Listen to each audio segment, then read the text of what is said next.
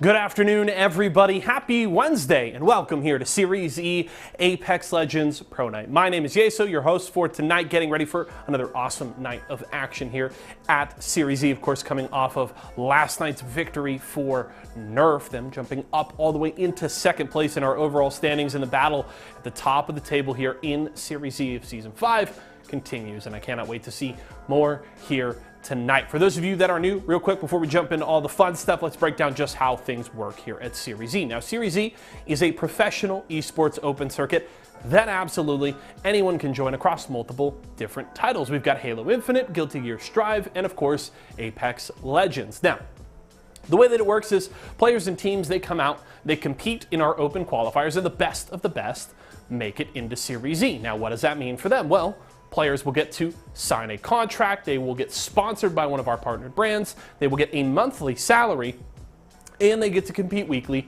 for points and prize money. In Apex Legends, it's every Tuesday night against other open squads just like these guys used to be themselves, and then every Wednesday they play against some of the best pros from all across North America. I'm talking TSM, C9, NRG, Team Liquid.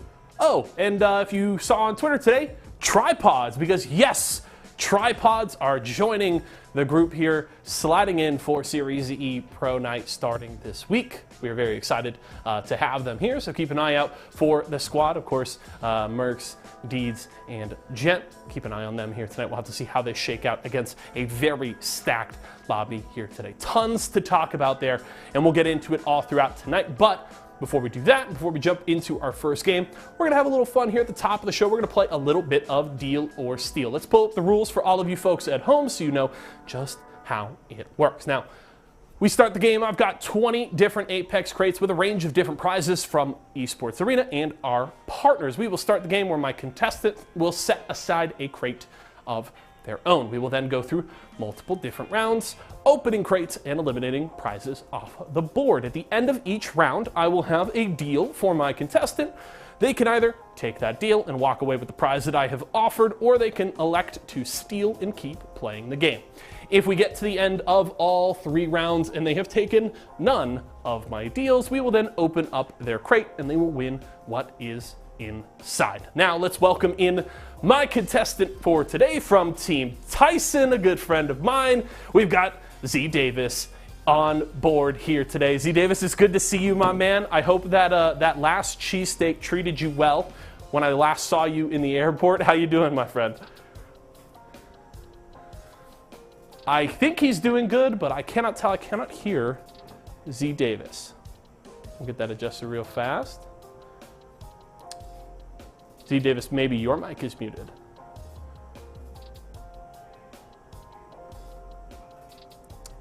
We're gonna get a quick adjustment on that audio and get Z Davis in here, because I've got a range of awesome prizes that my man is trying to win.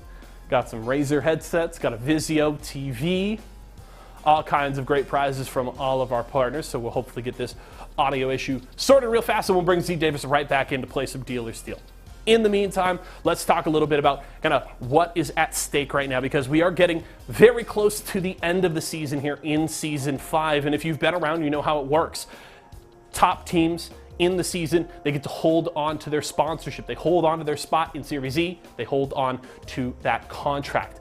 If you don't do that, you have to re-qualify through those open qualifiers. Once again, your spot is no longer safe. So we've seen a bunch of battles at the top of the standings here this season. Excedrin, with their late season surge, have been holding on to first place here for a little while. Nerf, with their performance last night, right on the heels of Excedrin here. Of course, Excedrin last night playing without Kimchi Lee definitely hurt their chances to continue to build on that lead, and they'll have to keep that work going here today. See if they can get things rolling once again. Intel and Vizio also in a tight battle, and you see second through fourth place, just 37 points separating those squads there. So it's a very intense battle there. And of course, then you still have Team Tyson, Z Davis, who will be joining me again very soon, trying to jump into that top 4, trying to hold on to that spot. And he's back. Good. Hey, I can hear him. What's up, Z Davis? How you doing, man? I'm doing good. How are you? I'm doing well. Real quick. No worries. Tech issues happen to the best of us, so Don't even sweat it. I'm curious, have you played Deal or Steal with me before? I've not. No, this is the first time I've You're not. Okay, first time. Well, you know how it works. Pretty simple. 20 crates on the board. What's that lucky number, man? Which case are we setting aside here at the start? I'm going to go with 11. Number 11. Okay, okay. We'll set that one aside for you to start the game. 20 prizes on the board. Round number 1, we got to open up 9 crates. Let's start it off. All right, I'll go with 7 for the first one. Let's do it. Okay, lucky number 7, hunting for one of those white tier prizes, hopefully to kick things off. Last time we played, we found an early Razer headset to kick things off and a Walmart gift card there, $50 worth. All right. First prize, that's okay. Okay, what's next? I'll go with number 1. Number 1, okay. Hitting some interesting numbers here off the bat. A lot of ones that folks would say are lucky numbers. Z Davis says get them off the board early. Ooh, number 1's going to bite him a little bit, though. That Razer Wireless Black Shark V2 Pro headset. Good thing there's still another one up there. So, you know, all's not lost. We can replace those earbuds. I'll go with number 20. Number 20, okay. Painting the corners here early, down to that bottom right-hand corner. Number 20 has got inside of it 2,150 Apex coins. And then I'll do number 13. Lucky number 13. Okay, let's see. Will this one pay off better than crate number 1? It will, because guess what? Z Davis is already repping his Tyson jersey. Yep. He is all set. Okay, what's next? And then I'll do number 10. Number 10. Okay, sticking in the double digits here. Inside of crate number 10, we've got 6,700 Apex coins. That's a lot of shots at heirlooms. That one stings a little bit. And I'll go number 3. Number 3, okay. Back up to the top row. Crate 1 wasn't Z Davis's friend earlier. Will crate number 3 be? Yes, it will. It's a Tyson t-shirt. All right. I'll do number 15. Number 15, okay. We're a little bit kind of across the board here.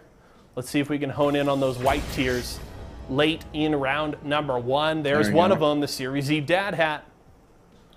And then I'll do number 4. Number 4, back up to that top row.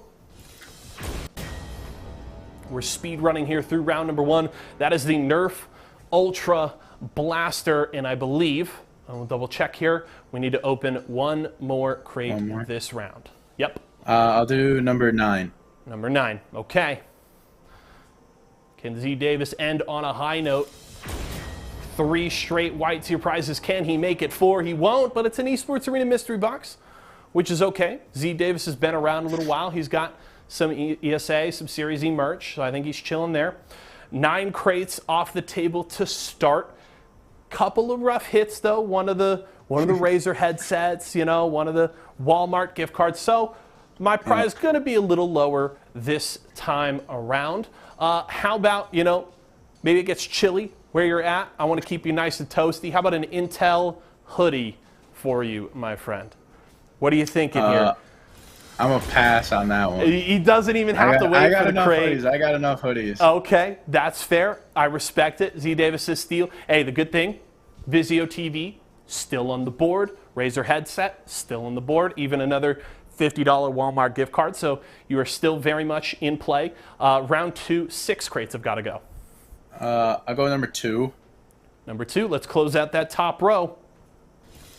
Let's finish that top row on a high note. Z Davis has found, oh, the dagger.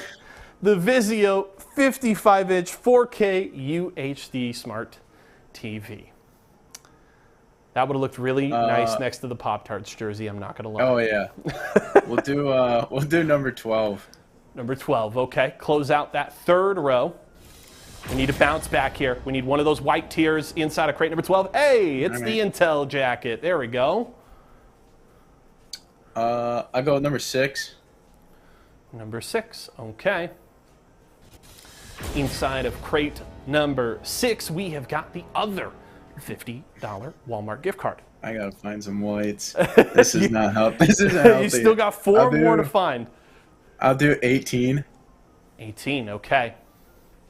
We haven't gone to that bottom row since number 20, very early on. The other final Apex Coins prize inside of number 18. I'll go with 5. Number 5. Inside of number 5, we've got, oh no, the other Razer headset. It's all going wrong in round 2. That entire bottom row gone. Just, I mean, it's looking rough right now. You got to kind of collect yourself here. Let me just double check. 4, 5, 6, 7, 8, 9, 10, 11, 12, 13, 14. One more this round. One more. One more? I'll do 16. Number 16. All right. Can we end round 2 on a high note, please? Do it for me, Z Davis. I'm hurting here. My good night, NICKMERCS. Okay. Okay. Oh, man. You know, I don't go home with the prizes, and I also don't have to, you know, they don't cost me anything, so I'm always rooting for you guys. I always want you to take home the TV or a Razer headset, so it hurts me when things go awry. I almost feel responsible. Okay, second deal here.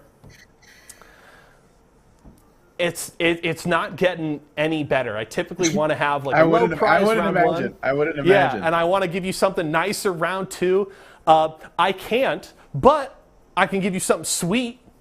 How about sweet and sour? Mike and Ike's Sours. A little something to snack on while you're playing Series E. I'll pass on that. That's the only one off the whites that I want gone first. Ooh. I'll take the hat or the Nerf gun, but I don't want the Mike and Ike's. Okay, okay. So hat or Nerf blaster, Z Davis is in. I'll take them. But not the Mike and Ike Sour. Okay, that's good to know. So 8, 14, 17, 19, 3 have got to go before my final deal. And then, of course, if you don't take my final deal, we just crack open number 11 and see what's inside. So let's go for it. All right, I'll take 19. Okay. Get the biggest one off the board here at the start. Looking for the Mike and Ike Sour here. Can we find him? It's the Series E dad hat. Okay. Uh-oh. Okay.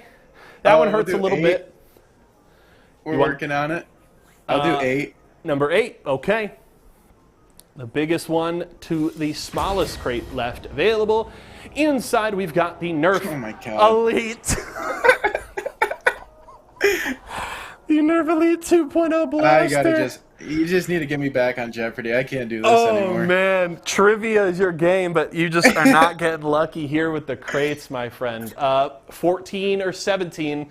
Show me the Mike and Ike's, I guess. 14. Just give me 14. I'm going to die if we go all the way to the end and the Mike and Ike's are at 11. I'm going to lose it. Number 14 has got the Series E jersey of your choice. Good. Okay, so you leave me in a very interesting position here. Yeah. But, you know, we're homies, and I make the rules here, so I'm going to do you a solid. Okay. How about the Nerf Elite 2.0 blaster? Do you want the blaster, or do you want to risk it for the mystery box? I think we just gotta see if it's the Mike and Ike. Like, honestly, like, we're down to that point. I'm just in the trenches. We might as well just do the kill shot. Let's see if I got the Mike and Ike's, and then I might get some munchies during the games or something. I respect it. Honestly, you're like, I'll take the blaster earlier, but now you're just, let's go the distance. I don't want it anymore. It left me, so I'm leaving it. I don't want it. I don't want it. Everybody wants to know, so let's find out. Let's open crate number 11. What have we got inside? Is it the mystery box? Is it the Mike and Ike's? Just be the Mike and Ike's at this point. Just be the... Oh, that is just too good. He called his shot before round 3. He said, Mike and Ike, that's the one I was hoping to get off the table, and it goes the distance. So we'll send you some Mike and Ike Mega Mix Sour. You'll have something to snack on here alongside the nuggies. Hey, I'll get hungry. You know, hopefully it'll help. I know it's tough. Open nights are, you know, they can make you a little salty, maybe a little sour to counter it, huh? Oh, always. Always. Real quick before I let you go, tough competition tonight when you look at Pro Night, as always. What is kind of your confidence level at as you head towards the end of the season? Because it's a very tight battle there in the top 5. And of course, I know you and Joey have your kind of eyes focused on ensuring that you hold on to that spot going into Season 6. Where's your confidence level at right now in the team? We're feeling good. I think we've got good strats. We're just kind of flowing between thirds right now. But besides that, we got some good plans to get the job done. We just got to execute on it. Okay. Hey, I'm looking forward to it. Best of luck to you guys tonight. Enjoy, playing with tripods in the lobby. I'm curious to see how they do, and best of luck to the Tyson boys. Thank you. Thank you. All right, folks. That was Z Davis playing some dealer steel with me today.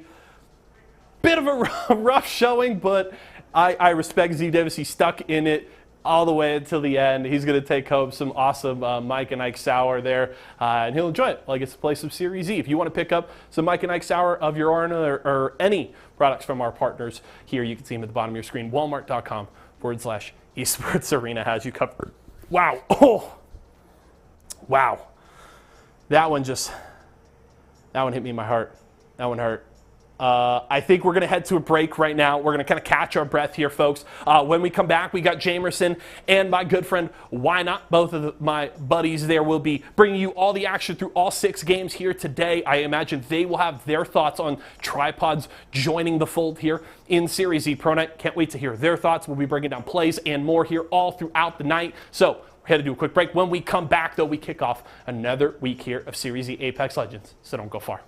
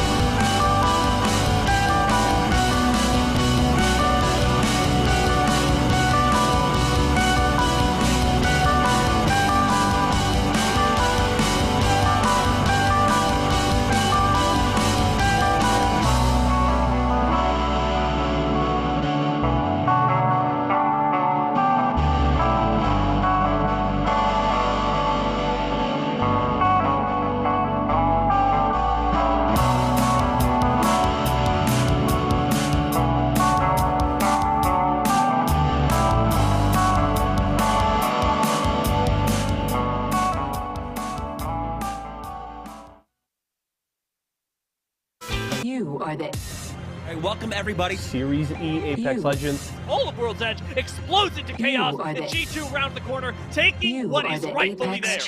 War with our Ash player Musa involved, and it's going to quickly switch to the Peacekeeper, putting down damage quick as that Fury starts it off with the devotion and does so much work. May have single-handedly clutched it for Vizio, and with the last shotgun shot, does it? Let's get the games underway, man. I'm ready to go.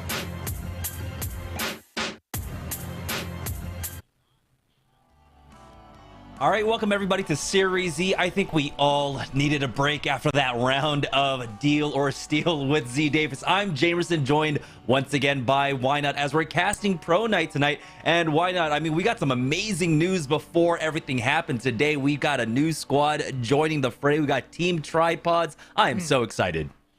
I'm excited as well because not only do you got Tripods in the mix, but I'm going to be watching out for that Renegades versus Tripods because you know Luda looking to put it on his former team, and going to be really excited to watch actually plenty of other rivalries going out. But why don't you break down our format for tonight? Yeah, so we've got 6 matches that'll be taking place. Of course, 3 of the first matches will be on World's Edge, and then we'll be moving on over to Stormpoint. We have $2,000 on the line as well, with $800 going to second place, and first place walking away with a cool $1,200. That'll buy you a lot of Mike and Ike sours there. Of course, it is coming down to ALGS standard points, where kill points matter and placement points matter. Placement points starting at 15th place, where you will get 1 point all the way up to first place. If you guys are the winners of the match, you will get 12 placement points for that. And so now let's go ahead and talk about it. We've already said Team Tripods will be joining us today. NRG, Luda, of course, versus Tripods. That'll be fun. But now this is the big test when you start stacking up this lobby or our partnered squads. Oh, it definitely is, and it's going to be valuable practice. I mean, our partner squads are willing to go at it with some of the pros, and it's really exciting to watch. They're definitely capable. They're definitely exciting, and like I said, you got storylines galore. You know, you got Renegades versus Tripods, C9 versus NRG.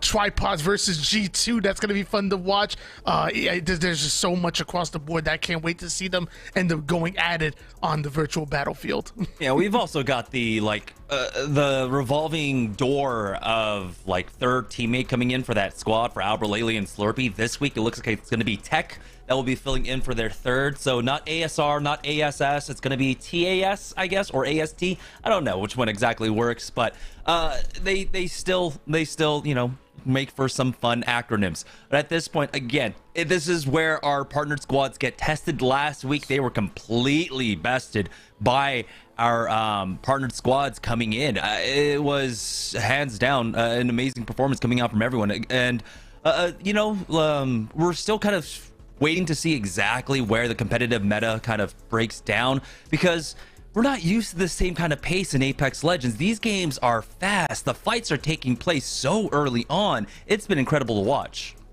Yeah, normally when watching professional scrims and even high-level tournaments, you'll definitely see the meta slow down, even coming from game number 1. But with these partner squads mix up, you know, maybe they don't know exactly where they're going to land. You see them early contest, and teams feel confident. They want to go at each other. They really want to test their limits, and what better way to do it than to get yourself against a pro team and see if you can get that full squad wipe.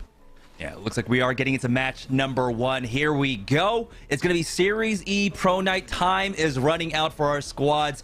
These are one of the most difficult nights when it comes to our partner teams, who are, some of them are on the bubble. They need to make up lost ground. We'll see if they can do it here. But taking a look at the dropship right now, it is coming in from that northwest side, going down to the northeast. So the teams that will be dropping down there by Lava City, over by Dome, will have to move and loot quickly, especially with the ring changes coming in with this latest season. I love how you talked about our partners' rosters and their accumulative leaderboard, because you have Excedrin number 1, but that 2nd through 4th place, it is absolutely open for everyone. So is Landslide, apparently, because NICKMERCS going to be the first one to go down. I'm not sure they were expecting to get contested here. Yeah, it's Reptar filling in for Team Esports Arena as well, but Reptar ended up dropping straight on top of the enemy Loba at that point. They were able to bracelet out, I believe. But yeah, NICKMERCS is the first one to go down, and ESA wants to take advantage of this one. Team Tripods are no strangers to taking 50-50s, but the landslide 50-50 is a completely different beast, especially when you're challenging for the bins like that. We already have SSA as our first squad eliminated, by the way. That's going to be Luxford and them picking that one up. Ultimately, as the third party is already coming in from Team Nerf. Team Esports Arena, though, still trying to hunt down the rest of Team Tripods at this point. It's Deeds and Gentrifying up right now, and they haven't been able to get any armor. Someone actually climbing up on Deeds, and he has to be careful as he's about to get surrounded fairly shortly. Gotta do your homework. You know Esports Arena gonna land here every time. They love their early rotation, and they love to fight, apparently, because I've already seen that one down early. Now you're seeing Reptar, Phony, and Fury really taking their time. It's a 3v2. They want to make sure to get patient because they know Deeds and Gent, they can fight. And you're seeing it quick as Phony ends up getting ripped out to one shot. He goes, the counter's in, so now equalizing the situation and somehow taking the 2v3 tripods come out on top. Looks like we might come down to a 1v1 here. Sentinels versus TSM. It's Hal, and he does have, of course, that passive to use to really know which angle to hold, and it is TSM winning out on this 50-50 at Lava Siphon once again. It has not been Sentinel's day. Now taking a look at our ring. This one's actually going up towards Countdown. Could possibly pull on over to the eastern side of it as our teams are starting to make their way on in. I still can't believe that Tripods were able to pull off that 2v3 right there. Excellent discipline and fighting coming out of Deeds and Gent. You know, NICKMERCS, he was the first one to go down, so really leaving with his team without a fight, and that was all Esports Arena. Sadly, they weren't able to clutch up. Can 100 Thieves clutch up in their gunfight? Because I know Intel Rambo is going to be the first one to go down, and now you're seeing Newcastle having to already utilize that Q. Scurry coming in early with the flank onto the left side. It looks like our Newcastle ends up going down, and so will Intel. To the lobby they go. Yeah, we do have the third party coming out from Mike and Ike, but they weren't able to take advantage. You can see the nades coming down from the other side as Mike and Ike will try and charge forward. We got the exhibit popped down, but it doesn't seem like they would be able to catch them on it as they make their way just far back. You can see Mike and Ike still taking their time on this approach, and now they might have actually run out of time to try and successfully get this third party. So they'll at least be able to steal some of the loot, but they were already coming out pretty hot in terms of equipment. The purple armors along with the blues, they end up using a lot of this early aggression, early ultimates to not get much else. So hopefully they can pick up some ultimate excels to maybe try and find another push. Yeah, Mike and I definitely want to use their composition to get as aggressive as possible. You know, you already have that Horizon who's so good as an offensive legend. Drop that ult, really throw off the defense of your opponents, and then that Ash Portal can really just get you right into the action, right in the nick of time, or obviously out of it. This composition is built to fight, especially when you combine it with Seer, the ultimate Intel legend. Yeah, Team Liquid ended up in a small engagement here, and I say small, but Nocturnal hitting those wingy shots. Doesn't quite get the knock yet, but Sykes is there, and they should be able to kind of isolate this player. The scans coming down from Sykes should allow them to really try and infiltrate this building. One person here on the diner right now, two up top, and they know exactly where they are as well. The Arcstar gets in, I believe, but now as they charge forward, Sykes with the Beast the Hunt gets that first knock onto Onmu, excuse me. That was that 100 Thieves squad that was running away from Mike and Ike, but they end up running into Team Liquid. Was one of their quick, and now that Valkyrie player thought they were safe right into the hands of the Volt coming out of Sykes. Beautifully played, so one ends up going down, multiple do, and looks like Tripods on the feed are going to be dropped down eventually as well. So down to 14 squads we go already, in Liquid trying to bring us down to lucky 13. Only one player remaining here as they're trying their best to survive on the inside, but it's a 1v3, and you know, we saw some miracles before. Oh no, it's the third party from Mike and Ike as the Singularity has been tossed down. Nocturnal ends up going down, and it does look like they were able to get their ultimate excels online for this next little push. Now Team Liquid are the ones left scrambling here to try and maybe get Nocturnal back into this game. Looks like Liquid might have anticipated that third party coming in quick because they're able to regain and restabilize. Meanwhile, G2 trying to get stable themselves. Designed for connecting with the wave band, but ends up losing all of his shields. And now they're going to be forced to fight within the storm. This is an edge fighting team, but sometimes get really uncomfortable, especially with Results catching an angle from the inside. He's cruising for a bruise. It ends up going down. Results are going to take down the final play. A beautiful flight and execution by G2. 13 squads now. It might be 12 fairly shortly as Liquid ends up losing out on one more. Mike and Ike full up and healthy. Purple armors, gold armor as well for Wizard Coin. Really no issue for them whatsoever. It looks like they might have been trying to recover Nocturnal's body or just got stuck inside. 100 Thieves will finally go down. Scurry ends up running out of barrels eventually. But this might make an opening now for Team Liquid to try and come back to pick up these banners. But you can see MJ, Mar, Mike, and Wizard Coin are all out there. They should be on the lookout for that final member. Mike and Ike absolutely doing their thing right now. Meanwhile, Liquid not exactly doing theirs. Down 2 players already, and Sykes is already dipping out without that banner. So that might be really tough for Liquid. You're seeing Pasta over towards that mid-map. No chance of him getting it. So Liquid might be ratting it out for the rest of this game. Gets himself some purple shields and repositions, but Liquid can have a really tough time here in game 1. Yeah, Sykes, I don't know if he's going to have an opportunity to go back. He's already pretty far out from Skyhook now as Vizio. Of course, they've set up for the late game now. They've got that Loba Black Market Boutique down, playing on the southeast side of Countdown here as the ring is pulling up here. We don't really get to talk about it as much nowadays in the early game. But yes, the ring is indeed pulling up here, and some teams do indeed also like to try to play center zone. That's going to be Team Vizio for the time being. We'll see if Born can possibly get something for Sung here, who's still sitting on a white armor. But that's the nice thing about the Black Market Boutique. You can utilize other things that you pull out of it, right? The ammo, the nades, the shields, to really try and trade away to get those EVA shields for yourself.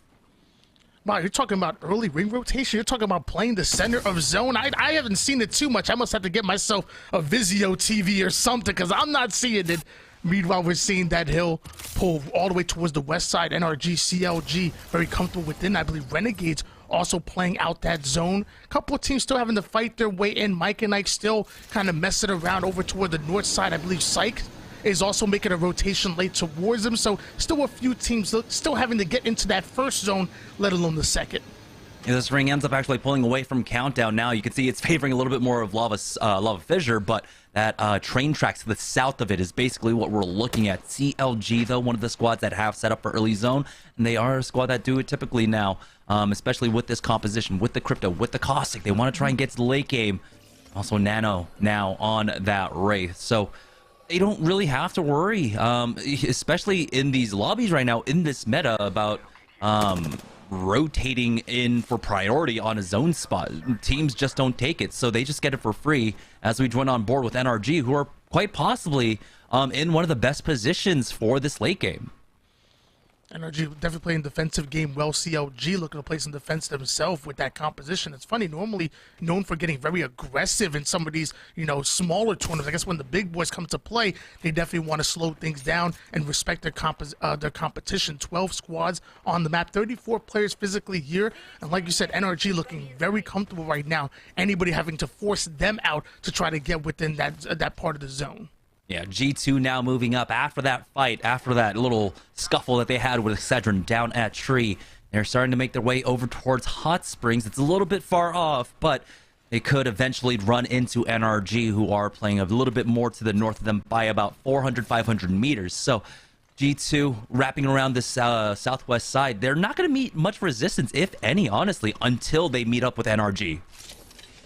G2, another team that's very comfortable fighting. Again, whenever I see Horizon in a composition, a series usually to follow, and they want to get up close and personal to their opponents, make them as uncomfortable as possible, and push, and that's exactly what G2 are known for. Even though they're losing out to Gen over that Tripods roster that was knocked out a little bit earlier, they still have the same blueprint, the same formula, and now they're looking to take to the skies to find their first fight. Skyward Dive, and they've got two teams, NRG straight to their north, and we had one more squad to their east. It looks like they're actually going to try and bypass that NRG position, but they have to be careful here. upon how they land, and now they end up taking the lower side of the train tracks, which could be incredibly dangerous here. They have to be cautious in how they play this one out, because right now they've left themselves in a sandwich. NRG to their northwest or to their north, and then another team on the south side of that track. So you can see Chaotic is actually the one covering that back angle for them, and I'd like him to actually keep an eye on that for now, but it looks like that fight's not going to come toward them because it's taking place here. C9 actually making the push. Rocker gets cracked as Renegades ends up picking up 2, and that's Cloud9 just absolutely decimated. Great job by Renegades, coming quick and efficient, wiping out that squad, and Tyson looking to follow it up as they're chasing down a squad. Of course, that Horizon ult to slow them down a bit, and slow them down a lot apparently, because Davis ends up getting ripped, and it looks like for you the same, so that's going to leave Joey Blackout by himself. You don't challenge TSM half-ass because they're going to put you on yours. TSM sending Tyson to the elimination lobby. Now, they lost out on Verhulst, and unfortunately, it looks like the respawn beacon was already used here at Landslide, so they'll have to choose a different option as Team Nerf take another push. Oh my goodness, the 1v1 duel versus Messiah and Nano, going down to about 25 HP, 4C and turn, starting up a little bit late to cover that angle, but they are there. Ultimately, finishing off that thirst onto Nano, and now CLG are in a tough spot until they trade away. Demi comes out with that wingman, picks up 2, but you can see now Messiah will go ahead and cover the door, but he gets challenged one more time. 4C will fall as Turns ends up getting 4C back on up, excuse me. And now they have to be careful. They have to play around these barrels. They have to play around so much the EMP as well. And now they have almost no HP remaining. They need to play around this knockdown shield, but it's a white one, and there's not much HP behind it here as Mike and Ike, of course, they show up for the third party. Messiah did a great job of holding off for the res, but ends up fighting a bit more than he can chew, and nobody expected Mike and Knight to come in for the flank, so they introduced themselves to this gunfight, and they make their presence known immediately, and they're not the only ones. Vizio now gonna pick up the pieces, taking down the rest of CLG, bringing us down to 9 squads at the moment, and Vizio have earned this loot, but they're not out of Warzone just yet. It's 9 squads and 22 players left. And so I believe Sykes might still be alive for Team Liquid. As we hold up, we have another team showing up. It's going to be NRG here. Hags exhibits down as they do try and trade away for damage. Blitzen's the first one to fall. They've got to be careful of the Arc Star here. They're just going to go ahead and take that one. But can they continue to force the issue? They know that a lot of teams are here. Vizio, Mike and Ike haven't finished off their fight yet, as they will go ahead and secure that thirst onto Mar, which I believe they originally got that knock anyhow, so that's a nice kill point for them. But were they able to recover on the inside? No, still down. As you can see, Vizio now getting flanked from either side. Sweet is there. They will be able to finish off Borden. Now I believe there's only one player remaining for Vizio at this point, and it is going to be Sung, who just made it out of there on that Valkyrie. Well played by NRG. Surround your opponent, collapse on him, squeeze, make him feel the pressure. Mike and Ike, though, coming in quick with the Peacekeeper, chasing down Arseer. Down to one shot he goes, but looks like the backup is here. And MJ hitting shots with the flatline. It's not going to be enough because NRG's communication and coordination just a bit too much. Mike and Ike end up being taken down, and down to 18 players on the map we go. Yeah, 18 players, 8 squads. So still, we have a lot of damaged squads, a lot of rats running around. Blitzen is one of them, and he gets finished off, I believe. Actually, no, that was just a thirst on the ground. So we are now down to 17. So even more damage across the way. So for Team Razor, though, they've been playing this one patiently. They've been playing this one super slow, just outside of all the action that was just taking place to their northeast. Find a nice little crevice to play off of here, as they are running that Newcastle Watson composition. They are not safe in the zone. They will have that little rock to play off of. If they want to play on the south side, they also have the option to play on the north, but again, they have to be worried about their back now because they've got NRG just lying in wait. I really enjoyed this composition out of Razor, but like you mentioned before, they're playing it very slow. They're really counting on getting their KP and their RP towards the end of this game right now. So they have to play near flawless execution. Luckily, the Watson and Newcastle bounce off each other really well, and they're really good at defensive plays, but they're still have to execute. They're still going to have to hit their shots. And meanwhile, Sykes is going to try to rat it out, but how hard is that to do when there's so many Seers in the lobby?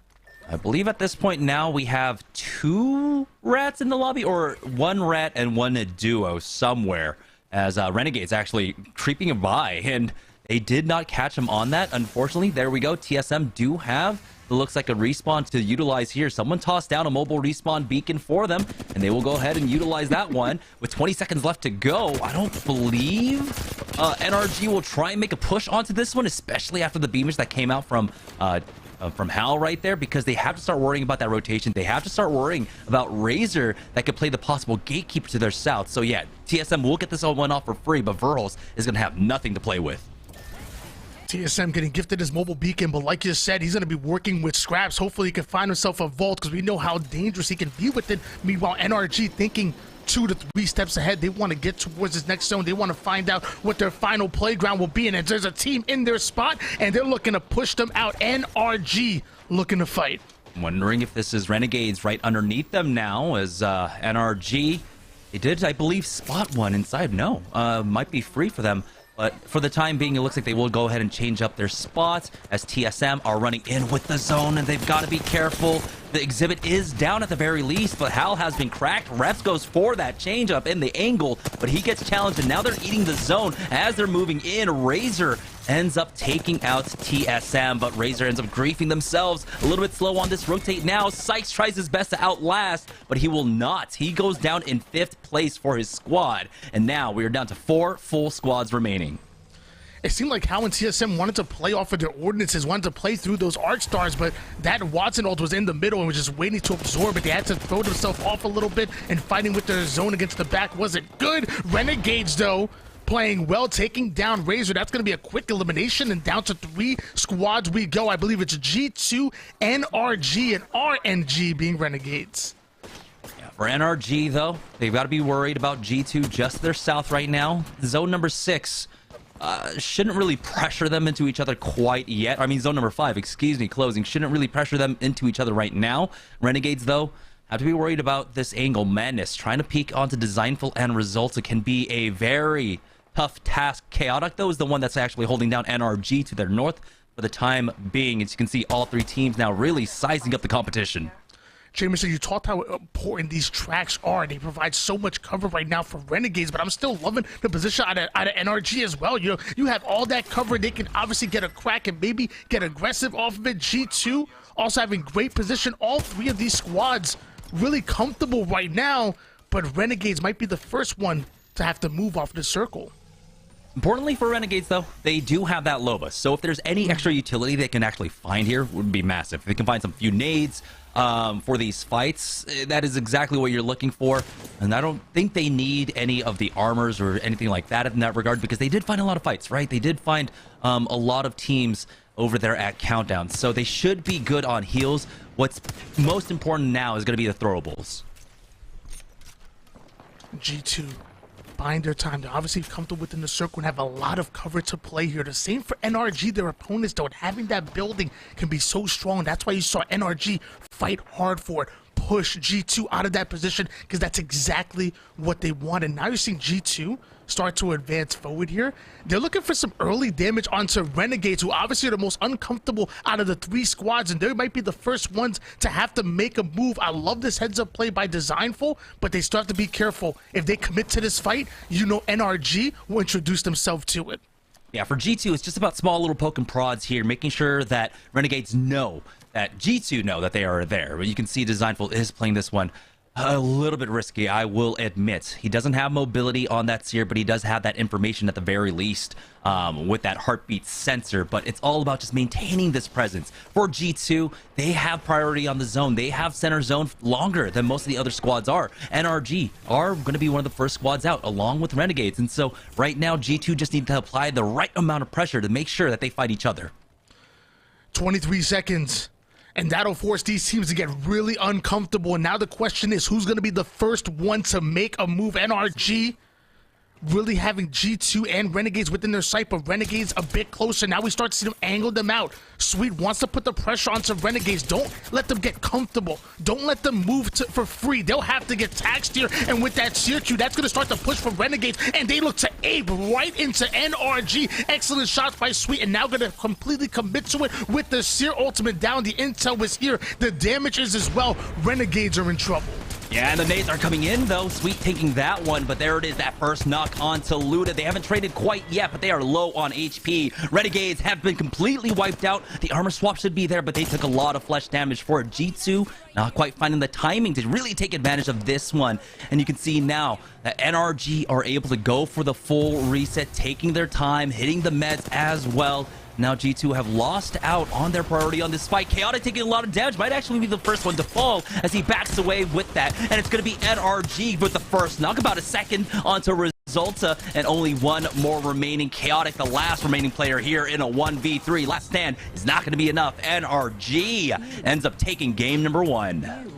Well played by NRG. They had a plan and they simply stuck to it. They knew exactly what they had to do, and it was all about that execution, and that's exactly what NRG did. Meanwhile, I'm actually really surprised with how slow G2 started to play. Oh, okay, the wipe on Renegades came on the board, I thought G2 would try to push. I thought G2 would try to make their presence known and really start to steal away, at least if not a knock of their own, at least some early damage. But they played it really slow, and eventually NRG was able to regain and turned it into a 3v3. Yeah, I mean, it was really unfortunate because they didn't see the trades, right? If they had seen the trades, they would have full sent it, but they thought, hey, maybe we slow things down, but that ends up actually working against them. We saw how much flesh damage was actually taken on the other side for NRG. Some of them were down to about 30 HP, and that's a huge advantage that you really have to play off of. But I mean, that we can't just talk about the late game there because so much happened in the early game. And of course, one of the first fights, Esports Arena versus Tripods, and this just amazing 1v2 at the end there. And TSM, of course, taking that fight up against Sentinels. Yeah, like you said, I mean, you go down a player early in the game. You have very limited resources to play off. So the fact that Gen and D's were able to clutch that up, able to play the 2v3 was absolutely masterful. They were able to get NICKMERCS up and right back in the game. I think they might have bowed out maybe around 14th or 15th place, but either way, it was well played by Tripods, at least in the early game, and obviously well played by G2, because look at this flank. Results just catches a beautiful angle towards the window. It was an easy knock onto Cruisin', and that's exactly what these pro teams do. The moment they get those numbers, the moment they put you down, they are going to make you pay every time. If you make mistakes, you are simply going to pay for them. Yeah, that's one of those mistakes as well. I mean, it's hard to call this one a mistake because that was Madness kind of just sweeping in with a Zone 1 Mastiff. We do have to note that, by the way. That was a Zone 1 Mastiff that Madness just swung into that with. And it's hard to really be able to predict that for Cloud9. So I get that team fight loss. For TSM, though, this one was a team fight win up against Team Tyson. They ended up, of course, being able to finally get their third Verhulst back on in. But it was a little bit too late because they ended up rotating in with the zone. Let's go ahead and send it on over to Yeso to break down game number 1 for us, our first game of the evening.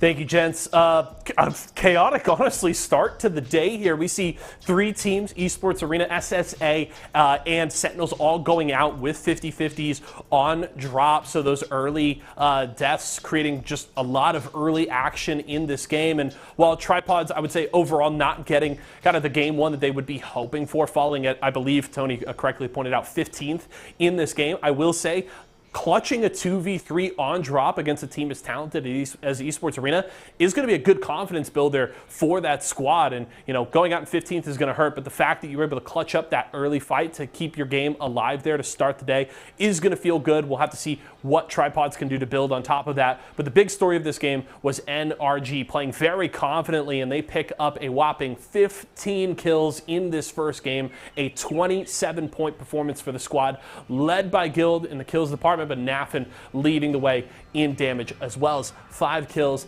and 8 assists. So a really damn good game there for NRG. And it looked like they were going to have a little bit of a rough rotation south into those later zones. But one thing that I talked about yesterday is a lot of these pro teams still favoring the Valkyrie, despite the nerfs that we've seen over consecutive patches, making the Valkyrie a much more vulnerable pick, much easier to punish in ultimates.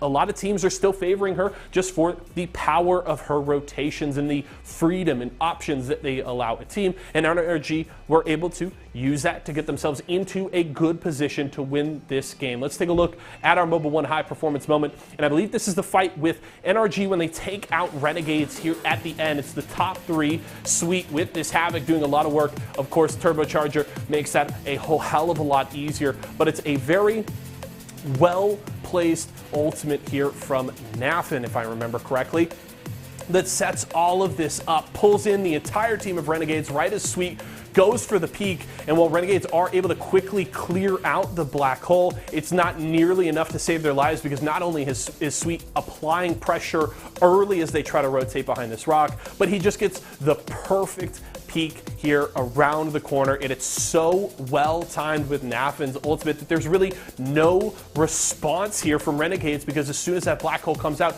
it immediately draws all of your attention away from the player shooting at you to that ultimate that you need to get the hell out of the way so you can have a little bit of breathing room. So just good coordination, a well-played fight there from NRG, and it sets them up to take the win and take out G2 there in the end. Of course, NRG coming into tonight, the defending champions from last Wednesday, but not as dominant of a performance last week. We saw them win one game and finish first overall, but it was only 62 points, and it was a very tight race all the way up till the finish. We'll have to see, maybe NRG can have a more dominant performance tonight, or is there going to be a lot of teams nipping at their heels with 5 games to go? We will find out when we come back for Game 2 after this break.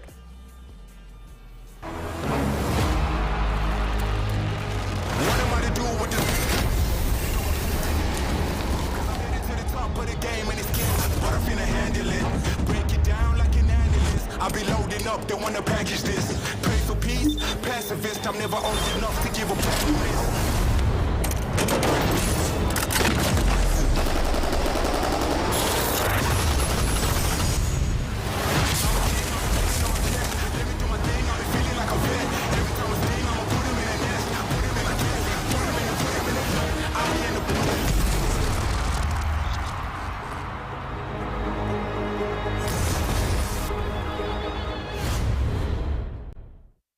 When the chicken is this crispy and this tasty, it doesn't matter what else is for dinner.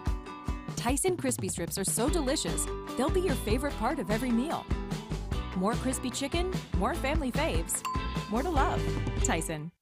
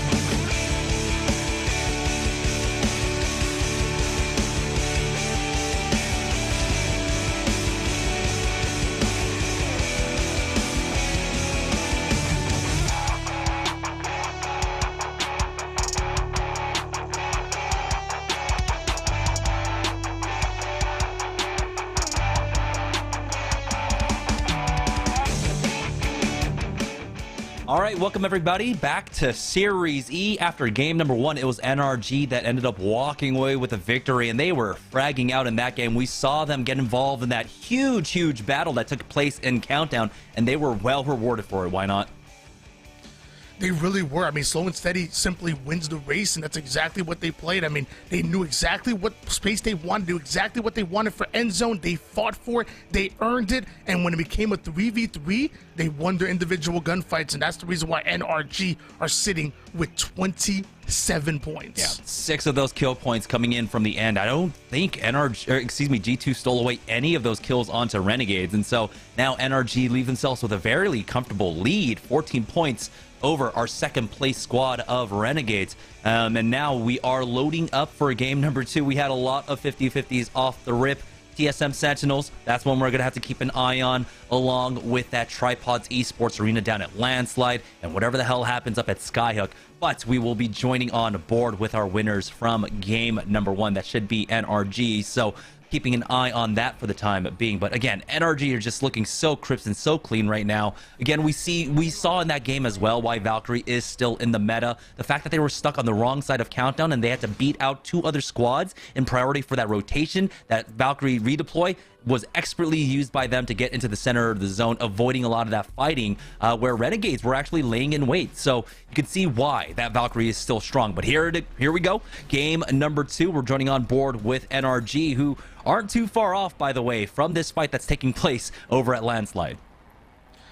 Yeah, I'm not sure if NRG going to get contested here. I mean, at this point, I would not want to contest. The way they're playing right now, I would chill out and I would go to my secondary, POI. Meanwhile, ESA looking to take a second crack at Tripods, but Reptar going to be the first one to go down. So Love Phonyhead holding onto this high ground, even connecting with the Mozambique from range, and it looks like Fury is going to play for that res. Tripods, though, looking to get aggressive. Love this angle coming in, but forced to back down his Gent because he ends up getting spotted. Yeah. Now, Tripods, they've got to be careful because neither side have really been able to loot. They're all sitting on white armors here, going for armor swaps and everything, so they're not really making much headway in regards to that. So Reptar up top now with that wingman, as it looks like it's just going to be just a fizzle on this fight. They might have one player isolated here on the trucks, but Esports Marines don't really want to jump down into the Tripods at this point. TSM versus Sentinels, though, it looks like Reps has gone down, but I know that Hal has picked up a few. There it is, the finish off onto Sentinels. That's 0 for 2 for them, as now Esports Arena have made their way on down to pick up a little bit more loot to continue this fight. Always love watching Sentinels and TSM contest each other. I mean, I remember those troll videos on TikTok that we've seen. Sentinels love to have a bit of fun, but not having fun this time because they're back to the lobby they go. Meanwhile, ESA were able to regain a bit, and with this Loba ultimate, they're able to get all the resources they're looking for, so they should have the advantage, and the wingman shots are starting to connect. NICKMERCS forced to back down and play those shields as Tripods might get collapsed on here. Yeah. Gentrifying needs to hop down. He needs to pick up some extra ammo from that black market boutique at this point. Mike and Ike versus AST. And it's going to be Mike and Ike that ends up going down. So already down to 18 squads here. Tripods now trying to regroup for another push onto this team. And this is such an incredible grief, I would say, on this 50-50 because no one's making any headway. Zone's already closing. Zone's actually pulling down to the southeast. If Renegades wanted, if NRG wanted, they could come in for the third party or at least lay in wait to see if anyone goes down and try to get an advantage on that early engagement. But right now you can see neither side really want to full commit onto this one.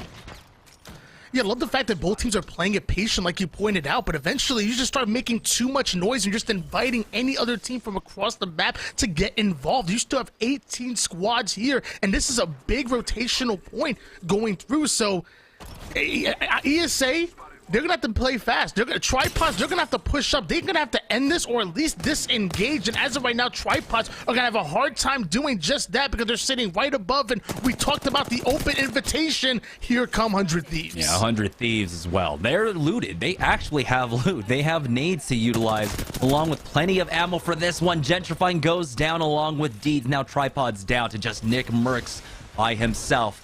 But will Esports Arena be able to get away from 100 Thieves at this point? They have to know that the third party is here, and they know that one of those kills got away from them, but no, Reptar is still up there. It seems like an Arc Star coming on in for Onmu. It will flush him back to the outside, and the drop down is there, but you can see now 100 Thieves losing a little bit of sight onto their target, spot out the 1, but only hitting for that blue, only hitting for that 11, so it does seem like Esports Arena are going to be able to successfully make it out.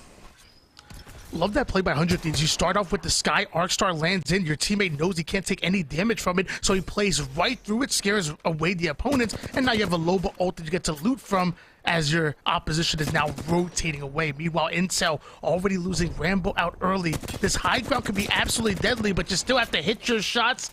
Jet able to hit 1, but somebody climbing. It's going to be Valkyrie. Slow and steady. He comes in, but Jet gonna put him absolutely down. That is a huge 1v1. He drops down maybe in time just to get that bat off, and it looks like he actually pulls off at the last moment, unfortunately. Still, though, Cloud9 now coming in for the third party. They end up getting Naughty back up into things, as they do have that exhibit going down, chasing after this player, but he's so speedy. He's getting out now. Zach Mazer is trying to hunt him down, actually hits him with the Q, and leaves him as an easy target. Jet will fall, as Zach Mazer now continuing on the hunt for one more player. Here's Cloud9 getting a much better fight here in the early game.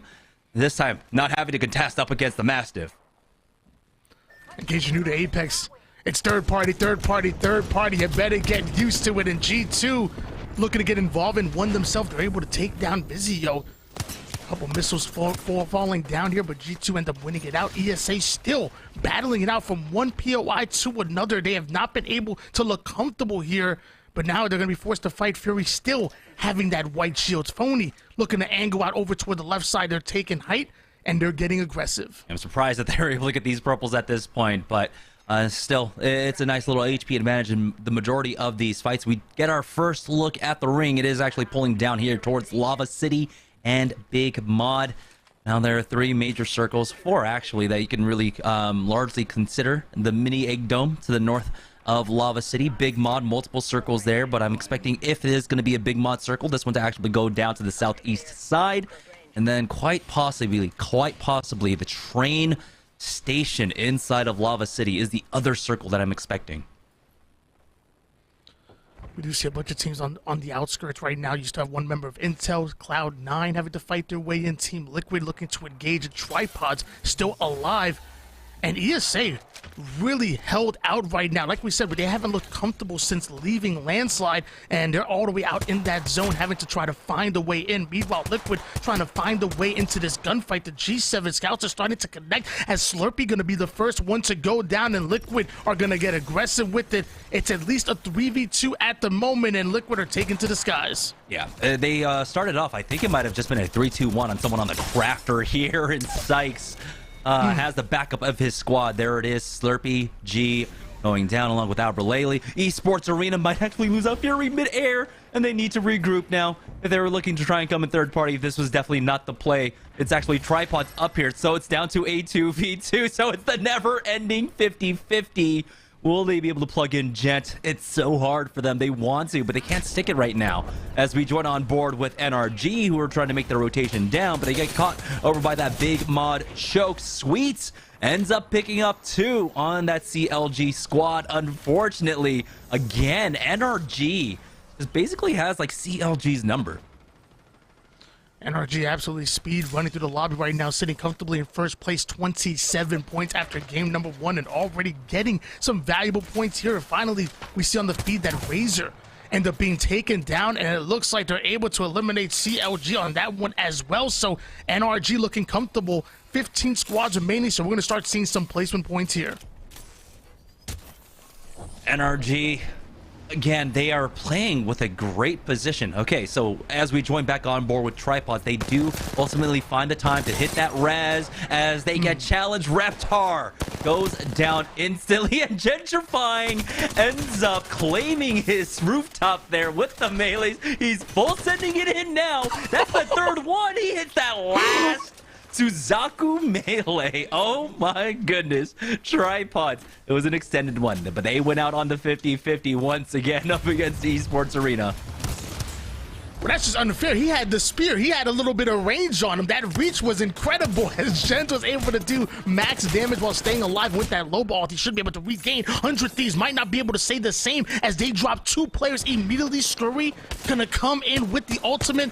That's a lot of damage coming in from that caustic, but a lot of damage being received. Now forced to back down. 100 Thieves might be going down in 14th place. Yeah, Scurry, unfortunately, he already used that Nox gas grenade, and it's only controlling the stairwell here. He really doesn't have an option now to go back up. TSM, though, are coming in for the third party now, and oh my goodness, Owl with the beamage. But Reps has taken a lot of damage as well.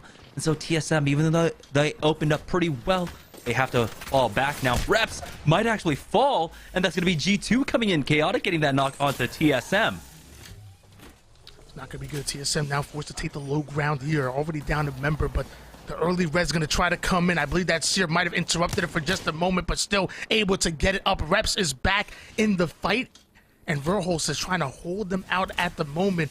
TSM might be able to regain here, but it's far from getting comfortable. They still have multiple teams around them. They still might have to fight out of here. I believe that Seer ultimate has been used, so they're not going to have that for at least a few. C9 getting eliminated on the feed. TSM able to hold out to 13 squads remaining. Yeah, it's Team Liquid that was able to pick that one up as well. So Sykes, you know, he was able to do his team a solid, secure at least 4 placement points in game number 1 by ratting it out to top 5. This time around, though, they've more than doubled their points just off of kills alone. So things are shaping up pretty well for Team Liquid here in game number 2. For TSM, it's about trying to play again once for this late, as the Ultimate Excels are getting handed around. And so Hal will have another exhibit to utilize fairly shortly once they get it on over to him. It looks like Verholz is going to be a pal and go ahead and taxi that one over for Hal. But with 13 squads left in the lobby, you know that a large majority of the squads here on the north side, and so if you take a fight here in the south, it's going to be relatively free, but you'd like to have the security of that exhibit up just in case. Yeah, this position by TSM, I think it's really good. They're playing it well, but the problem is that I think other teams are going to want to play for it as well. You already see the Syracuse starting to come in. How going to try to return the favor back onto them? TSM will have to fight for this position that they want so badly here. 34 players actually on the map. TSM obviously having that horizon, so ready to get aggressive at any point in time. Complexity, though, looking to get involved as well. They're already into that center circle. Looks like they're looking for someone to hunt. Yeah, playing off train tracks, or at least the train station here, gives them priority access, basically, to that ping on the southeast side of Big Mod. That was the other ring that I was calling out. So playing those 2 spots are basically like playing the other, right? Since you have that same kind of priority access. For Team Tripods, though, they're trying to just barrel their way on in, but that skyward dive, gentrifying, will end up going down for it. He is underneath Big Mod, though, so there might be an option for him to try and pick that one up. But there is the exhibit, and it looks like Tyson want to go ahead and finish things off. They spot out the last 2 members of Team Tripods. A nice arc start in the corridor is going to force them forward to the peak out there, and that's going to be an easy cleanup for Team Tyson. Tripods out in 13th. As you can see, Nerf, we're looking for that third party the whole time, but they don't see the trade. They can't go for it. Yeah, Nerf wanted to get involved, but Tyson were able to execute so well and so quickly that there was barely any damage that was done. Definitely no trades on the board. Now you're seeing Intel looking to take height here, so we know at least 3 players within this cake, a few layers, and Intel's one of them, but sitting as a duo is going to be tough, and playing this roof might be good as far as a height advantage, but I can only imagine that multiple teams will be able to angle you out from here with barely any cover. Throughout all this, TSM ends up losing out on 2. Hal knocked down there. They do have the door to play off of, and it does look like it might have been a long-range option with that Rampage. No one following up quite yet, so Reps will be able to get him back on up. The Syracuse not in time to cancel that one, but they do, I believe, spot Hal on it. He's hitting that bat for the time being, and will be able to actually get the time to finish that one off. Now they need to recover Verholz. They do have the mobile respawn beacon at the very least for Hal to plug him back on in. Now they just need to find a safe place to do so, but you can see that squad is probably going to try and pressure them, as G2 under a little pressure here on their rotate. Out of much, getting caught a little bit out in the open and ends up paying for it. Excellent shots onto him, but luckily able to play that battery and now working on the med kit, but the shots are still coming. G2 now being forced all the way back towards the edge of this zone. It's going to be really tough to try to enter in because you have at least 1, maybe even 2 teams trying to angle them out, and Liquid is actually trying to get closer. You're seeing Sykes actually taking all the way towards the left side. Pasta now forced to back down, so Sykes going to have to do the same. They need to regain. They need to make sure they're full shield before they commit to this gunfight. And Sykes luckily able to get out and play the battery. Yeah, and he's got plenty of bats to play off of at this point. So they try to find their opening. They use the Beast to hunt. They use their cooldowns. They didn't get anything off of it. And so now they just have a downtime of about like 2 minutes before they can try and make another reapproach. Here is a scan out from Sykes, noting that, yeah, there are multiple teams, of course, here inside of Big Mod. And we do have a pull down away from Big Mod, centering right on top of that train station. NRG continuing to hit shots. This bow is absolutely relentless. So much damage since being put in the care package, and it's so tough to deal with. TSM might have to deal with somebody on their roof here as Intel ends up getting eliminated here. Now we're seeing the early loot coming in, but so do the micro drones out of the Seer, so that's a lot of intel coming from the opposition, knowing that TSM are outside of that building. NRG looking comfortable over towards Big Mod. So in 52 seconds, we'll see round 4 Hill start to close in, and there's not much real estate for all of these teams to play off of. Yeah, for NRG, it looks like they will have a small bit of Big Mod to play off of at the very least, or at least one of these corners. Right now, this is a very scary position for Sweet to be in, as every angle has someone basically peeking across, and he does actually trade away. Ends up picking up the red Evo for himself at the very least, and so that battery will get full value. But yeah, now with 20 seconds left to go, they haven't been able to clean out the corners of this ship, so they will still have to coexist. Looks like maybe this door is actually in for them, but they still have to constantly be worried about their back. You can see Sweet is checking the back room now, and it looks like they will choose that option to try and play inside the ship for the next zone. NRG not as in a favorable position as they were in that game number 1, but they'll make it work. They have a lot of cover at least to work with. Meanwhile, looks like G2 off the screen, able to take down CLG. Starting to see the pinks come in. NRG might be looking to get aggressive here, but there's at least 2 teams that are waiting on them. Tyson now coming in late to the party, trying to find a late game spot and over towards the edge of this zone. This is not going to be good. Tyson are landing, not having the numbers nor the resources to work with, and because of that, Valkyrie ends up being ripped, and Excedrin are going to try to take on the last. Really unfortunate for Team Tyson there. They were picking up some free kills here and there off that Big Mod position, but too many teams ended up piling up on the northern end, which is, of course, what typically happens when the ring pulls down here so far to the south. For NRG, though, they are committing to the inside of the ship for now, and the door is in. And so they will survive to at least 10th place. These are our leaders from game number 1. 27 points. Put on a few more here with placement and kills. They've got Team Nerf on the top of them. Looks like possibly one more team underneath. Throughout all of this, Team Tyson still alive for the time being. Joey Blackout surviving on his own, but he has been spotted. Only hits for the 18 on that PK, so he's not able to put up much of a fight as Excedrin finishes him off. Complexity, though, still playing off the train station now, and they will have the corner of this building to continue to actually play from. We talk about it all the time. It's only so long you can rat for when there's so many Seers in the lobby. You will end up getting spotted. Liquid ends up getting spotted as well. Eliminated, they go, and we're seeing some more damage come in. Now G2 are getting pushed right now. Right out of this trailer they go, is designed for almost down to 1 shot. Forced to play the battery. NRG looking to also try to angle them out as well. These teams are forced to fight. Nerf ends up getting eliminated, down to 7 squads. It looks like we might be down to 6 as there's another knock. Madness is the first one to get iced out. Pow Pow looking to pow his way in. TSM get eliminated. And hold on, just like that, we're down to 6 squads, and there's still fighting going on the map. Yeah, this ring still going up to that northeast side as Renegades are trying to hold the line here. Luda, the armor swap, unfortunately, is not going to be enough for Scurry as Luda cleans that one up, and now he needs the quick heal with the zone moving in about 4 more seconds. NRG on the verge of another win here. They cleared out Big Mod, a nice big push out, utilizing that grav lift to take out Nerf, and now they have fullest of priority. So many damage squads on the other side. You can see that they hit the scan onto 2 members there on the train station. Now the rest of the teams are going to be funneling on the south side. Funnily enough, because, well, the north has been completely decimated. All those squads are dead. NRG are the only ones standing tall.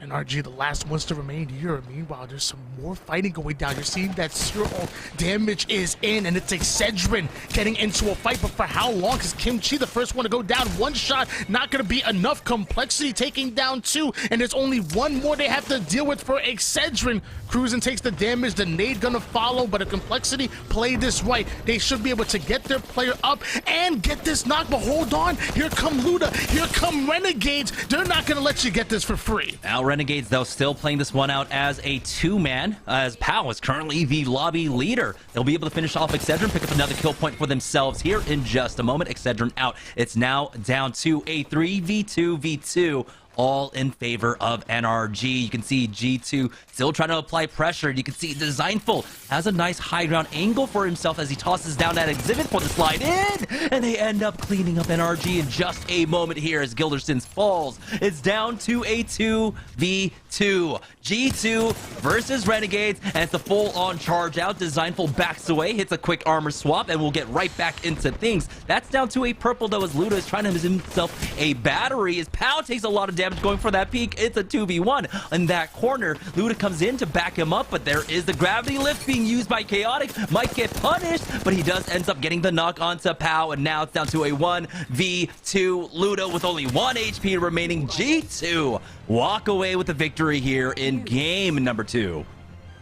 G2 did a fantastic job of isolating each and every one of those gunfights right there. They able to put so much damage down with that wingman, and that damage didn't go for nothing. Once it comes in, they get aggressive. They know that player's gonna back down and force the heal when he goes down to 1 shot, so they isolate the second one, make it a 2v1, get themselves that knock, and then focus their attention on the final player. G2 able to absolutely stuff that one and earn the game 2 win. I guess that's why they call him G2. The big question is, we didn't get to really see exactly what happened there. That forced NRG into such a defensive position up against the 2-man squad of G2 at that point. But they were able to take that 2v3, or at least it looked like a 2v3 on our screens. G2 just taking so much into their own hands to secure that victory.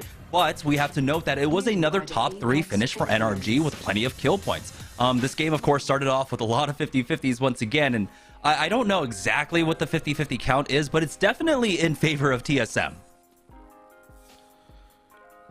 Yeah, TSM has definitely been doing work. Like you said, NRG able to get another top 3, and G2 having another lights out game. They were already sitting in 3rd place with 12 points. They were still looking comfortable. One of the only teams able to contest NRG for that 1st place finish. So we're going to see what exactly happens here. But something tells me NRG are going to remain a little bit in the lead over G2. G2 going to sit somewhere close to 2nd place, and everybody's be fighting for that 3rd, 4th, and 5th because it's so close from the bottom half there. Yeah, I believe NRG had a 14-point lead or a 13-point lead over the lobby heading into this game, and so now just keeping pace is going to be incredibly strong for them, because I mean it was a 15-kill game, I believe, for game number 1 for NRG, and I don't know if G2 were able to match that. They definitely were fighting a lot. You can see they already have at least 6 here on this replay. So hold on, with all that KP, maybe I might be wrong. Maybe they were able to steal the lead. We'll wait until that leaderboard comes in. Meanwhile, we're just taking a look at these beautiful highlights. My gosh, Luda can shoot that card, just connecting left and right. I don't know, my car don't work like that. Mine clearly must be defective, and I'm on roller. No. My car is like, you know, a Pinto. You know, it's a Ford Pinto at this point. Like, it needs to be retired. So just get that out of here. Get that out of here. I mean, some of your boomers or Zoomers won't even know what a Pinto is. So I'm just kind of showing my date there. But it's an old car is what we're trying to say. It's a broken down car. But yeah, congratulations G2 for taking game number 2. We're going to go ahead and send it on over to Yeso to break down game number 2 first. And when we get back, we'll have one more game on World's Edge before we swap on over to Stormpoint. Another great game there from G2, and shout out to Jamerson's old reliable, the Pinto, like the throwback there. But another great game from NRG, but G2 does come out on top. Let's take a look here at our champion squad, and this is G2 as a 2-man in the late game. It was just chaotic and designful there. As a result, they weren't able to pick up that banner, get the res, so they had to fight as the 2-man, and Chaotic and Designful taking care of business. 11 kills between the two of them, 12 for the squad overall, and both Chaotic and Designful hitting above 1,500 in damage apiece. Designful just getting over that 2,000 mark there at the very end of the game. And what a clutch finish here. And, you know, of course, you look at this G2 roster, and when you look at Gent stepping away, of course, now we know joining Tripods, that's a difficult roster to break up, right? They've been playing together for so long. This G2, their highs were so high, but in year 2 of the ALGS and in Pro League, things just not quite working out. Of course, going to the end of the year, things weren't just quite clicking for G2, and they decided to make a change. And Chaotic, at least the early signs, and let's be clear, it is still very early, but early signs here for Chaotic looking very good. Has slotted in very well with the roster, and I'm very curious to see how things continue for the squad. But let's take a look at our Mobile One high performance moment here. In this one, a very key fight as they wipe out NRG, who look poised to win this game. They've got the numbers advantage over both squads, but a well-placed habitat seemingly distracts NRG there, that and maybe, I think, looting that death box, because Designful throws it out and drops in behind them, And I think Nafin is looting the death box there as they just wipe out NRG. I don't even think he's looting a death box. I think he's just standing there because if I'm looking correctly, it's Nafin and Guild. Oh, okay, they're going for a res, and Nafin's just standing there looking the wrong way. Unfortunate, but hey, Designful and Chaotic come in. The two-pronged attack there, and they just wipe out NRG, and that set them up for the win. Of course, things getting a little dicey in that fight with RNG at the end, but they grab the win and take care of business. So well played, clutch from Chaotic, and Designful there, and G2 grabs a huge win. And we'll have to see how that shifts things on our Mobile One leaderboard when we come back. We've got one more game on World's Edge before they head to the beaches of Storm Point, Jamerson, and why not? We'll have all the action for you when we come back.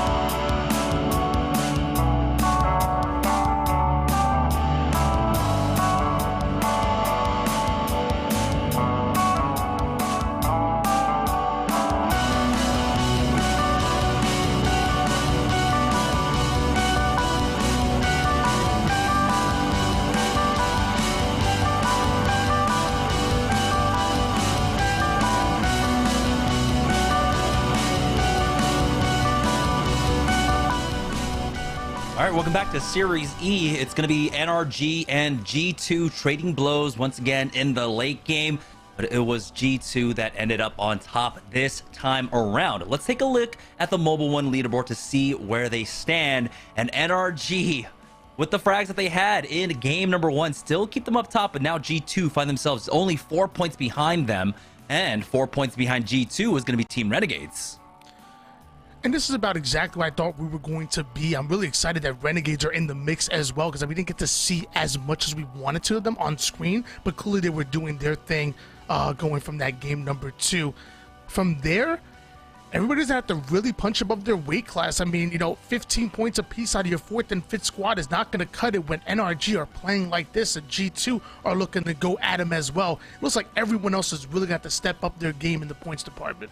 Yeah, it's only 2 games, but with this kind of consistency, it is a little bit worrying for the rest of the lobby as we are about to head into game number 3. In game number 2, I believe, one of the first fights that G2 ended up finding was Vizio when they were rotating out of Thermal Station. So Vizio are going to have to keep an eye out on that again if they don't want to get caught off guard. But here we go. Heading into game number 3, our final one on World's Edge before we make that swap on over to Storm Point, and we have the treat of joining on board with G2 that'll be taking up all the loot down at Thermal Station. Yeah, we know G2 love to contest down there. I want to say normally Furia, if they're in the lobby, they tend to go over towards Thermal Station as well, but not sure if anybody else is going to be contesting them. So that's a lot of real estate, a lot of good loot they're going to fight themselves out of, and right to the edge they go as they start to work on other teams on their way to rotating towards that circle. I love Thermal Station for myself. It's just really tough to fight because normally the stronger fighting teams end up going there. It's also a really large POI. It takes so long to loot, which is why, you know, it worked naturally for G2's playstyle in terms of taking fights on the edge. You know, you get all the loot, you get purple armors, you get everything that you could possibly want, all the attachments, but you are slower on the rotation side. By the time they even land, they are the last priority on the landing. The ring should start closing very shortly, but we have to talk about this fight. TSM versus Sentinels. Once again, down here at Lava Siphon, it's going to be Lou, the first one down. Hell keeps finding these opening frags for his team. TSM's tired of not getting loot over toward that Fragment East and looking to contest with Sentinels, and the first knock ends up going down. It's going to be crushed, and the Wayman shots are hitting just like that. TSM able to win yet another 50-50. Meanwhile, Tripods once again going down early in this fight. They do trade, though, it does seem. Gentrifying one of them going down, Reptar is once more the first one down in this fight, but that's because he is the one that's playing a little bit riskier. He's the one on that Valkyrie that needs to go for that challenge on the low, go back up the height. For Phony and Fury, though, fortunately for them, they don't have any more heals, it seems. It's just the slow ones for Fury there, and you really don't want to take the time to hit the syringes in these fights. There we go. We do have now the cells coming in for Phony as he does get challenged now, going for the peek, gets the crack, but he's got to be careful himself. Drop down to 1. He actually ends up getting the knock onto Deeds. Gonna be a trade away, charging forward now. Nice Thermite to connect onto them, but Fury needs a little bit more here to play off of. See if possibly he gets the arm swap on this Thirst, and then he can go ahead and change. That is going to be a blue upgrade for him, and he also has that 50 in the back pocket to play off of. But for now, it looks like it's just going to be the reset for Fury here in this 50-50 up against Team Tripods. It was almost a fair 1v1, but that Thermite definitely gives Fury the advantage. Like I said, the armor swap comes in, and Fury very comfortable in this fight. Even willing to drop the Loba ult mid-fight here. A little bit of audio disruption. NICKMERCS trying to angle out, ends up hitting shots. The rollers connecting, ends up all the way down to one shot, comes right back in, and NICKMERCS ends up coming out on top, sunning ESA. I heard his wife is pregnant. He's about to be a dad. Oh, daddy. But NICKMERCS, yeah, he clutches up in that one, and it was really scary because you saw the timing coming out from the Loba, right? He actually goes for the repeat on the reload, and unfortunately for him, it just wasn't enough time during that downtime on that gun, and NICKMERCS was just able to fry him. So he should be able to plug Gentrifying and Deeds right back into things. There's going to be blue armors for them to pick up, but now here's the worrying thing. It's 3 minutes, 30 seconds for the zone to start closing. Vizio were eyeing coming in for the third party. I'm surprised I'm not actually trying to ape this one. They are going to go for that mid-air charge rifle shots, but it's not going to quite connect for them. The Team Vizio don't have the opportunity to try and go in for this fight. Charge Rifle could be so good at farming those shields, 137 away from upgrading to the blue, and only imagine eventually he'll be swapping that shield out, so everybody on his team should be upgraded to blue very soon here. Meanwhile, NRG might be able to upgrade their shields as they're hunting a player down. That Seer giving off so much free intel, and they have the ultimate to work with as they look to angle out, but hold on. It looks like the shots are coming in. Beautiful hits coming out of Sweden. Now with that, Guild wants to angle out as well. One more crack, and we can see NRG get aggressive, so our opposition immediately drops a caustic ult. Yeah, it's CLG on the other side of this one, and they don't have the drone for a little bit longer. And the thing is, if you're fighting into the tunnel here, you are fighting in a straight line, which means you are going to get hit by that Seer Q. They don't really even need to use it at this point. Now Team Tripods looking for another fight coming on in on that flank. Eating a little bit of caustic gas. They have to be careful themselves now as Deeds has to back away. I'm wondering if they even have heals at this point. They don't have a replicator here as 100 Thieves are coming in from behind now with the flank. You can see now multiple teams involved in this one. CLG ends up going down. 4C finds a knock as Nerf, one of the fourth, maybe fifth teams involved in this fight. Yeah, we've seen 100 Thieves take the same exact rotation in third party early, but man, with Razor, CLG, and everybody else in the lobby here, this is looking more like a pubs. What is going on here in Landside? Does everybody have themselves a vault key or something? But I mean, you know, Apex pros have been asking for team deathmatch for a while. This is the closest we're going to get to it. NRG, though, have been able to play safe inside of this train tunnel. And again, this is the nice thing about Seer. When you're playing in a very linear fashion where the fight is taking place right ahead of you, you have your entire screen as basically that tunnel. So as long as you're ADSing, you know exactly when someone's going to come down for the peak. So it's super easy for them to hold on to it. It's just unfortunate that a lot of these kills are starting to get away from them because the fight's taking place out here. So eventually, they'll have to poke their head out. Tripod's having a very tough position here over towards Landslide. You have a team over towards your west and your east. Luckily, you have the Caustic, which is providing some kind of cover and some kind of defense. But the question is for how long you're continuing to get ripped. Eventually, you have to find a way out of this situation and might have to fight your way through it. 17 squads on the map, and it seems like 14 of them are right here in Landslide. They do at least get all the ammo that they could use, right? Which is probably one of the things that we're slowing them down in the fights. As we join on board with TSM, I believe they got Mike and Ike on the ropes here. One knock should have already gone through. We'll see if they can find a little bit more. Back at Landslide, 100 Thieves did end up going down, but C9 ends up showing for that massive pileup as well. It's like they were all in a Discord together and they're like, hey, everyone go Landslide. We're going to fight here. Because that's exactly what's going on right now. Surprised TSM are able to find the opposition not over towards this zone B while the choke is being watched. Sweet force to armor swap and right back at the fight he goes. Beautiful even shots onto the first, connecting more onto the second, ends up going down but does so much damage that they're able to clean out complexity. Nothing complex about that, but of course Tripods coming in. No more free intel for you. The Seer ult ends up going down and Gent coming in early with the Spitfire. So NRG did a great job of wiping complexity, but looks like they're going to be the next one to join him in the lobby. It's really unfortunate that the gold knockdown shield res was on the wrong target. One of the players on the ground actually had that one up, and he couldn't utilize that to try and get a quick reset. Now G2 in a fight. Wondering who this is on the other side of this one. Well, we've already got one low. It's going to be SSA that are actually struggling a little bit here. Tech does end up getting that battery off at the very least and clearing out that singularity. There's a knock onto Resulta, and now G2 are on the back foot, but SSA still need to go for the reset, and that's what they're going to do. Not try and overpush the issue. They utilize this time to just go for that full reset. That's why Team Vizio ends up showing up behind them. That reset wasn't enough. Sun getting that first knock onto Alralele, and now G2 sending it on, taking out Tech. SSA will get eliminated, but G2 are now next on the chopping block.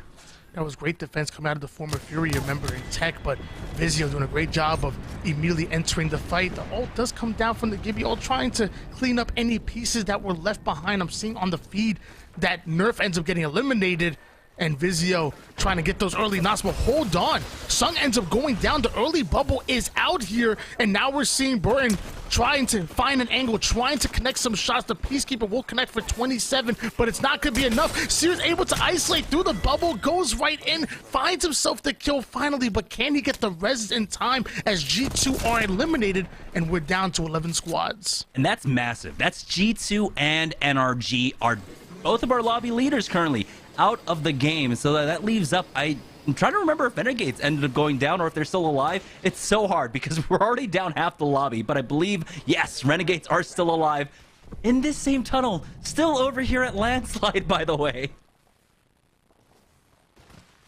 Renegades looking for some intel here, making sure that the coast is clear. We do see Tripods on the feed end up getting eliminated. That's going to be courtesy of Renegades, and now this Landslide is cleared out, and ain't no party like a landslide party, because a landslide party don't stop. There's more teams coming in, and Luda ends up getting ripped. So forced to back down, forced to catch a little bit of a different angle. Tyson looking to take over landslide here, but a lot less teams they have to deal with than earlier. Yeah, I'll be honest, I'm that guy. It's like 5 a.m. I just want to go home. My feet hurt. Right? I've been drunk for way too long. I just want to go home. Someone end this party. And it looks like it might actually... Never mind. Nope. Team Tyson getting into a fight right now. They got their Valkyrie taking a lot of damage up here up top, but they at least have this angle. It looks like they're going to take a nice little sightseeing trip up here on top of the train tracks, having to clear that one out. But now he's getting challenged, getting cracked once more, down to 2 bats. But he should have Joey Blackout able to join him if things go a little bit scary, but instead he's just going to go ahead and give away that position. Yeah, I love the fact that Tyson are prioritizing that ultimate high ground, especially when you have a Newcastle on your team. You know, you could, in addition to holding off that crazy high ground, you could provide even additional cover on top of with that Newcastle. So love the way Tyson are playing it out, especially when the pros are introduced. You have to give yourself any kind of advantage possible when they're flying at you. Meanwhile, Intel have a nice little advantage here. They're holding off this choke. Watson fences all over the place. Going to be so hard for any team to get to them. Okay, you know, okay, now it makes sense. We finally get to, okay, there was so much action. There was so much action in this game that we didn't get to really talk about where the ring was going. Well, the ring is pulling over towards the landslide. That's why so many teams ended up showing. It was just so difficult to call because it was fight after fight after fight throughout round 1 and round 2 now finally closing. They've even got the world drop coming in. We'll see. Is it going to be a Mastiff or a Kraber here for Icy? What? I missed everything. What was in there except for like a bat? I saw a bat and that was it. A Phoenix kit and a 4x10. That'll go nice on the charge rifle. Sadly, you can't put that on the wingman. So, might be one of the worst care packages I've ever saw. I don't know what the third option was, because I definitely saw a Phoenix kit and I definitely saw the 4x10. So, you know, Intel are a little pissed on that one. They're gonna be writing a letter. I loved the 4x10 like season 1.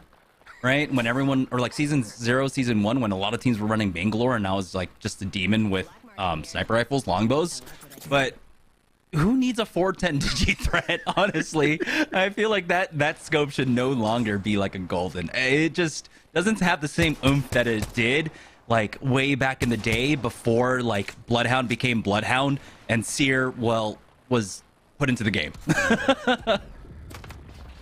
It's tough. I'm gonna agree with you. I don't think it should be gold either. But you know what? As long as they don't make something else gold, I don't make 2x4 gold, then I'm gonna be upset because Intel though might be a little 2x, upset here. 2x is now gonna be gold. Nah, oh my God.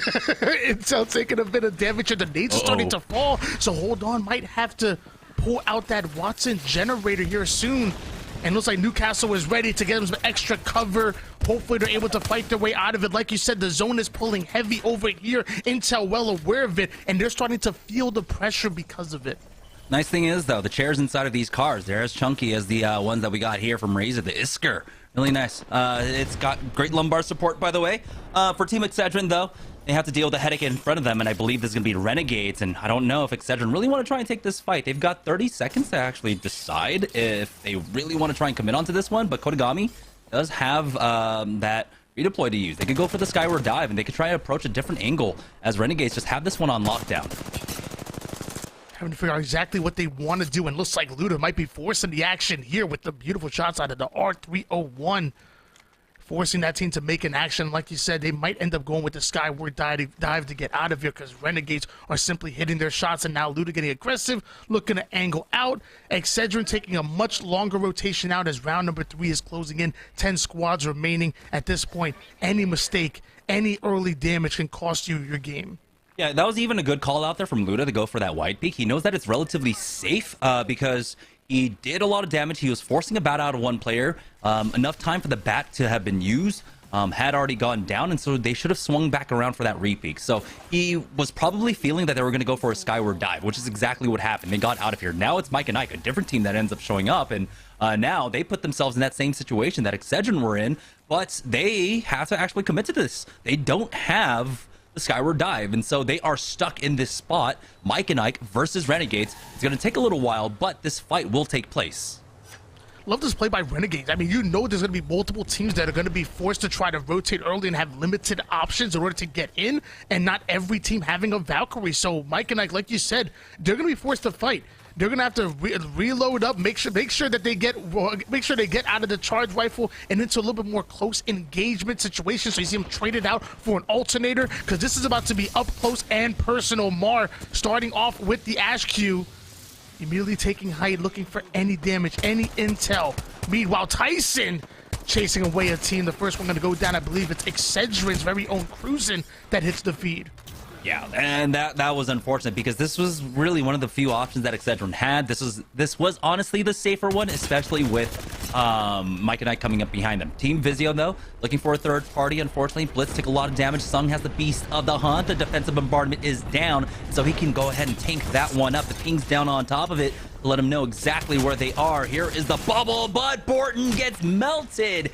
And now Blitzen is the only one up here on the high ground. He has to watch on as they utilize that bubble to go for the reset, and he ends up going down. TSM shows up for the third party here.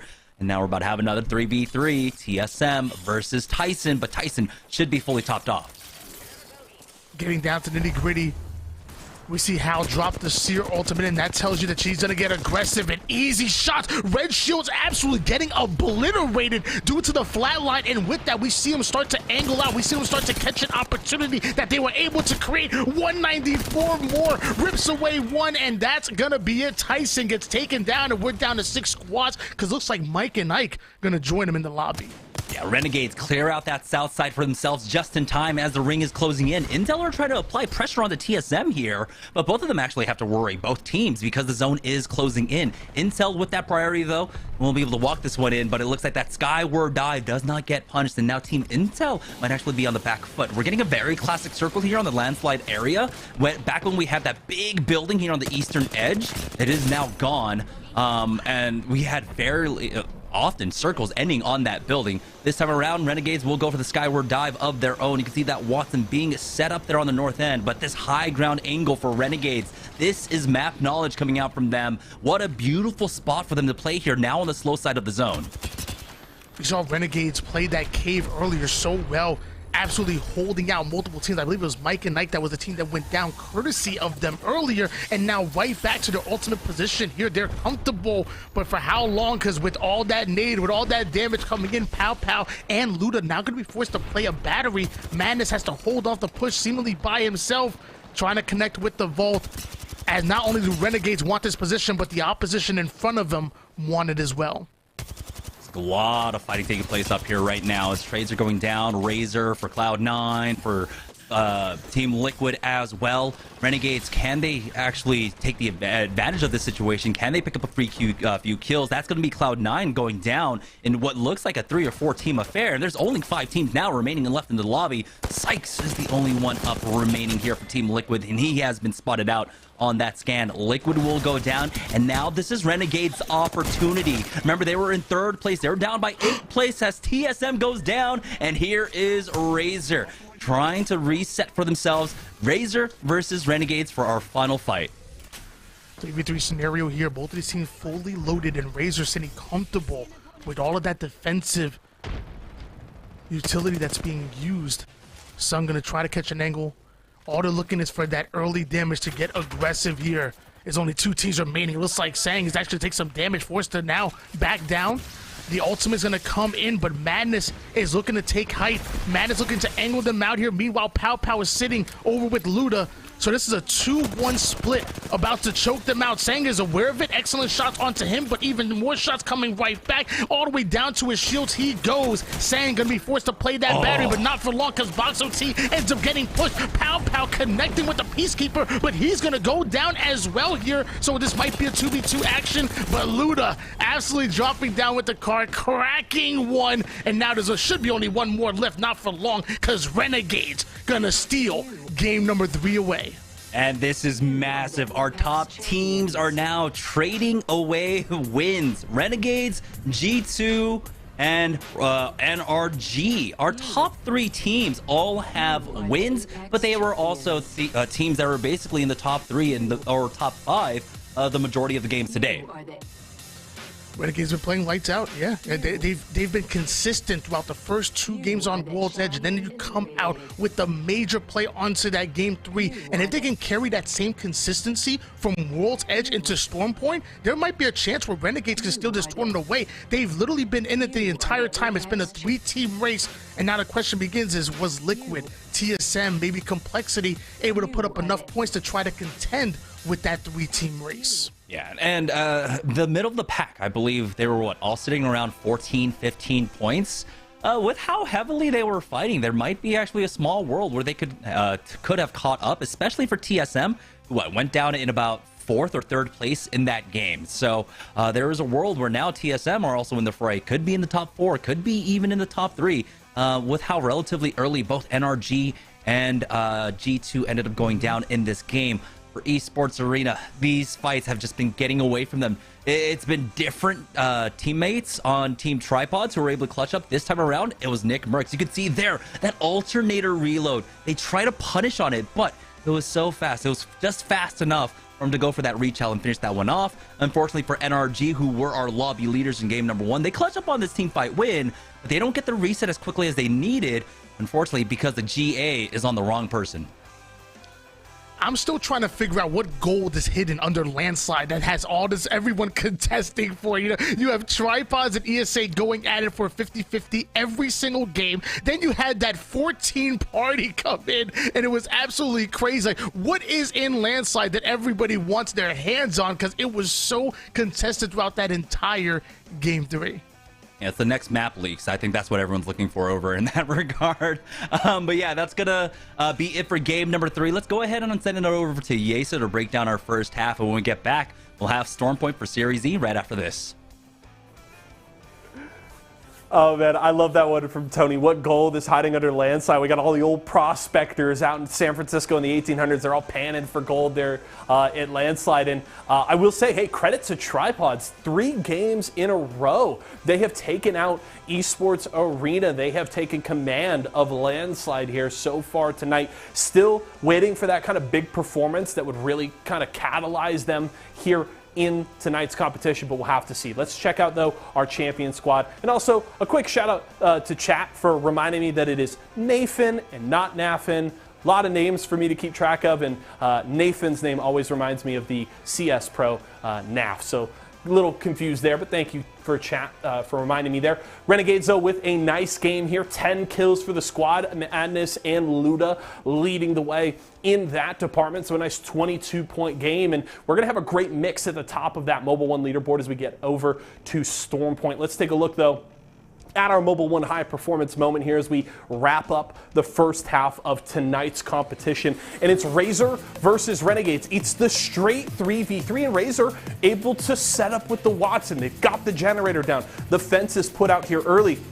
But the problem is Box OT stepping forward aggressively with that Mastiff and gets pretty emphatically punished. And Razor are able to trade back and get the knock onto Pow Pow, but the problem is it all goes wrong from there because Luda able to hold his water, Madness able to get off the swamp there, and they're able to get the win. So this is good from Renegades, and they've looked solid here tonight. Of course, you know, a team that a lot of people have had some things to say about over the last few days. Shout out to his Watson, keeping things interesting on the Apex Twitter. But Renegades have just looked really good here so far tonight. They were in the end game in game number 2. They were able to grab the win here in game number 3. And Luda and Madness able to clutch up here. And this is one that Razor are going to be bummed that really kind of got away from them. When you're able to get into the late game, you get the straight 3v3 and you can set up generator and fences and really get control of a position. You should be in the advantage, and that is a fight that Razor a lot of the time should win, but Renegade's able to kind of pry open that setup and get a nice victory here in Game 3 to close out the first half, so well played from them. Before we go to a quick break and get you guys all ready for Stormpoint, let's talk about a little something new we're doing at Esports Arena locations all across the country, and it's called PvE. Now, we know esports fans, y'all love to compete. You also love to win some cash. Well, PvE provides just that. All you have to do, go out to your local esports arena. You can use exclamation point locations in Twitch chat right now to find one near you. You purchase some tokens and you can compete and win. We have a range of different titles you can compete in every single week. We're always mixing it up. We've got things like Super Smash Bros. Ultimate Home Run Derby, Mario Kart, Apex Legends, Aim Labs, Guilty Gear Strive, and more. We're always switching it up, bringing new stuff in. Multiverses has been very popular this week. But all you do, go out, put up your best scores, and you can win. We've got thousands of dollars in prizing every single week. And the nice thing is,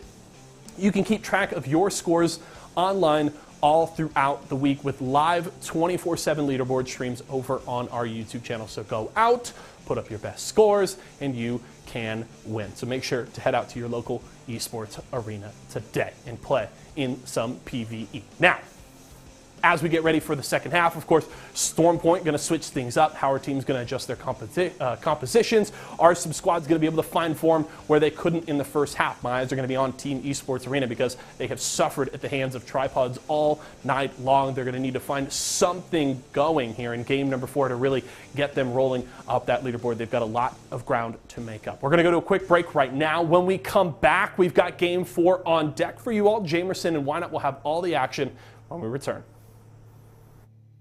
Listen up, esports should be for everyone. That's why Esports Arena's launched our own tournament series called Player vs. Everyone, where you get to compete at multiple different titles, multiple different locations, whenever you want. Just watch this and check it out. I believe we have the best Apex Legends PvE player. Oh, I think he's supposed to break in the record. Best Apex Legends player in Scottsdale, Arizona. Whoa, whoa, Tyler, hold up a second. We got someone out here in Salt Lake about to smash the record. What'd I tell you? Salt Lake City every time. PvE has something for everyone. Here in Miami, we absolutely crush it at Mario Kart. Come to the final part. Oh, there we go. And that's going to be the top score for the day. See if you can beat that on the leaderboard. The day's not over yet, Luke. Here at Esports Arena Cincinnati, we have somebody who's going to beat the Mario Kart record. So close. But the good news is you can always try again. That's PvE in a nutshell. So find your nearest esports arena because it could be you atop the leaderboard. See you later.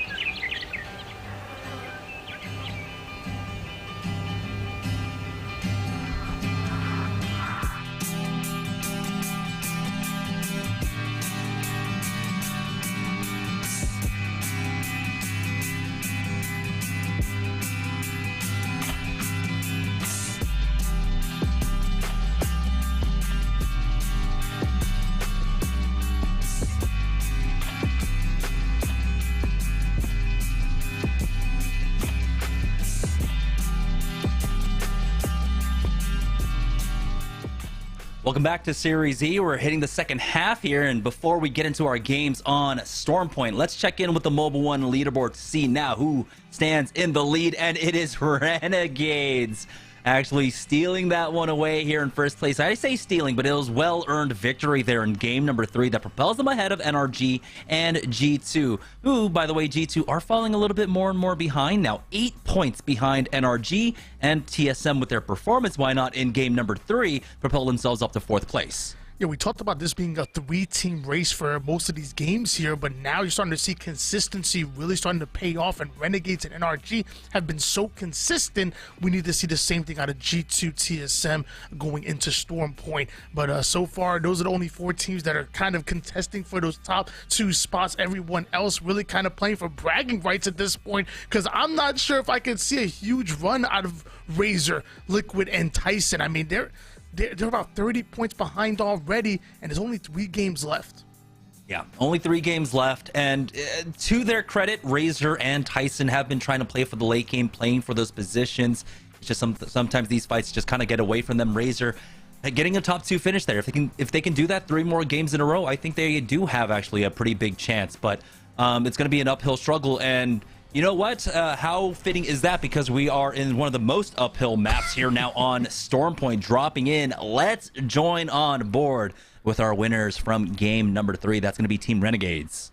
Yeah, and there's also certain teams that just play a lot better on Storm Point. Like, for example, I think of Excedrin. Excedrin are a nasty Storm Point team, and it's largely the reason why they're the #1 team here in our partnered organizations. It's for a reason. It's because they play so consistent on Storm Point. As long as they can keep things close on World's Edge, they usually have the advantage going here. Renegades want to find out how well they play on here, because as of World's Edge, they consistently found themselves in the top 3, and they've been winning almost every single one of their individual gunfights. Renegades will be dropping over here on the wall side, the north point of the map. We don't have the ring pulled quite yet, but just wait a few more seconds for that one. In terms of fights, I'm wondering if it's just a little bit slow start, but we don't have anyone knocked quite yet. Teams could be positioning. We know that Tripods ends up getting into a lot of 50-50s regardless of the map that they're on. We're on board with Mike and Ike currently, who are actually getting contested here down at the Downed Beast. And I'm seeing Mars, so he might get downed himself. He doesn't be careful. He's taking a bit too much damage. Down to 1 shot he goes.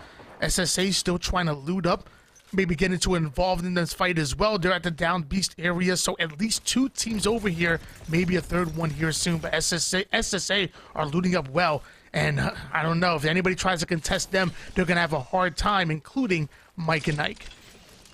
Yeah, Mar does survive though, so that's very nice for him. But now they have to deal with the fact that the ring's pulling down here to the mill, and so they really don't have much elsewhere to go.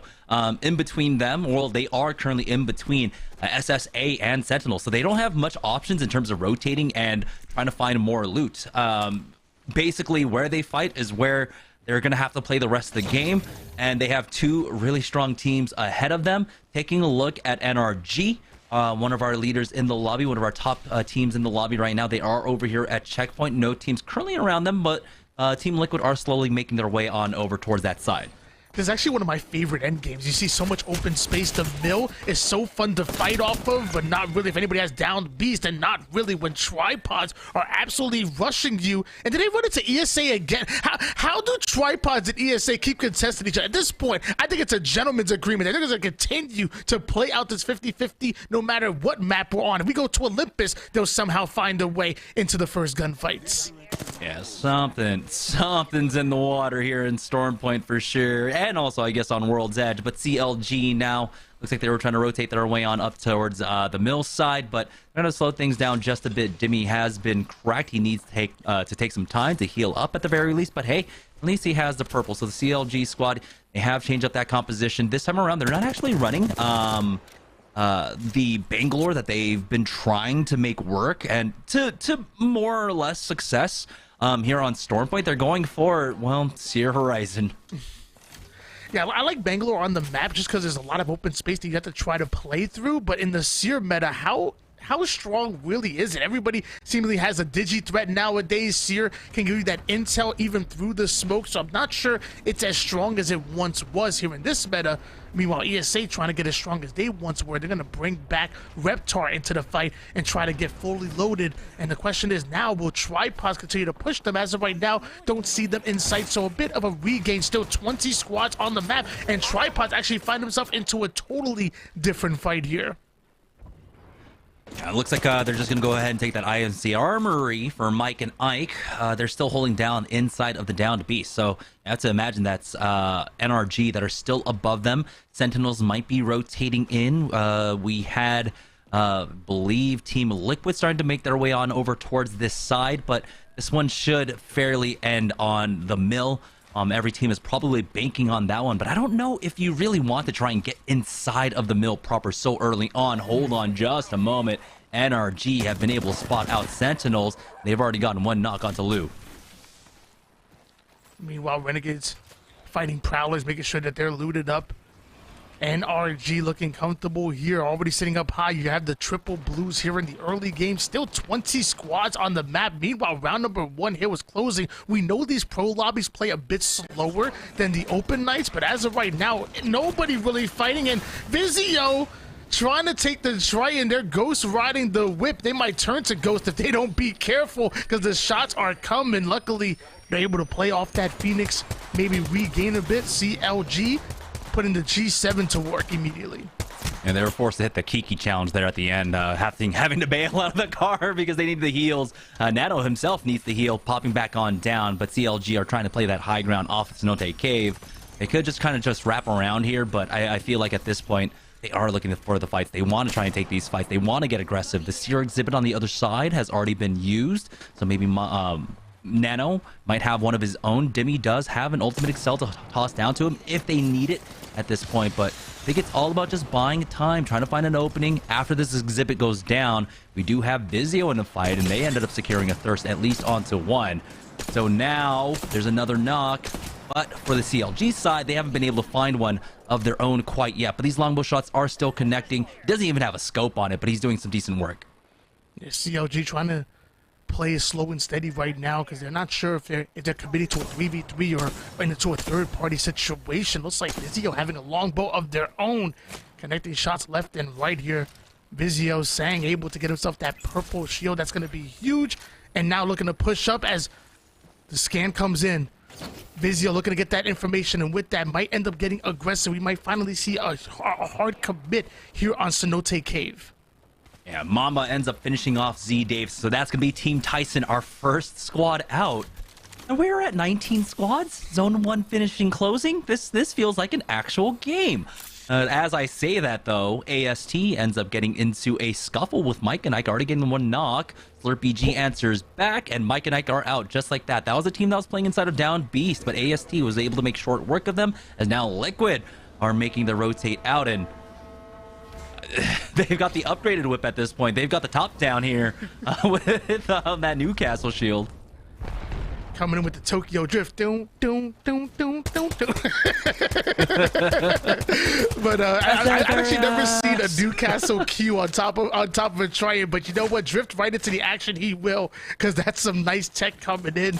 Meanwhile, CLG trying to create some distance. In 2 minutes and 22 seconds, they're going to be forced to rotate, and there's already a team in front of them. So this is going to be a tough rotation coming out of CLG. Maybe the same for G2. Looks like they're about to hold the team out. We already know that a lot of the Tridents from the area have been taken out. I'm wondering if CLG were able to maybe recover one for that rotate if they need to use it. For G2, they're not looking to rotate at all. Oh, they were looking for the lurk. They were trying to get a squad, but that's going to be Vizio using that skyward dive just to get out of here. Pull up a little bit further north now, as we do have that next ring information. I don't know if they were able to pick up a scan before they made their way on over, but there is a team over there at the IMC Armory, and they have to worry about that. I'm wondering if that's going to be Team Tripods actually ahead of them. Couple charged rifle shots and more to come here at Esports Arena. They're holding on to the bottom armory side of things, so firing off a few warning shots to the opposition. We see those mountainous regions that's actually still in the zone. It's really hard to play that early on, but I wonder if that's going to be like a god spot for any one of these squads, especially as we go down to just a few. But eventually we're going to see that hill pull hard towards the west side, so way out of this region, and multiple teams like CLG, C9, TSM, and even Sentinels are going to have to make a long rotation in. Yeah, this one is ending securely onto the mill. Now, Team Liquid, though, are playing a flex position on that north side where the ring CAD pull towards them. So they can hold that one down. It would be an incredibly strong fortification for them to play off. For G2, though, they are trying to continually find this fight over at Cenote now. They do have the exhibit getting cleared up. Designful giving them a little bit of an advantage in this fight now as Chaotic is looking to infiltrate. They're going to go ahead and push up 2v1 up top as that Singularity's been tossed down, but Designful is the first one to fall. Dimmy gets traded back, though, and that's going to be a 2-for-1 exchange. D2 with nice infiltration there to finish things off in just a moment. Only one player remaining on that CLG side. And Designful will get right back into things. G2 picking up an early +3 here. Nice quick armor swap as well for that quick reset, and they need it because C9 are here for the third party.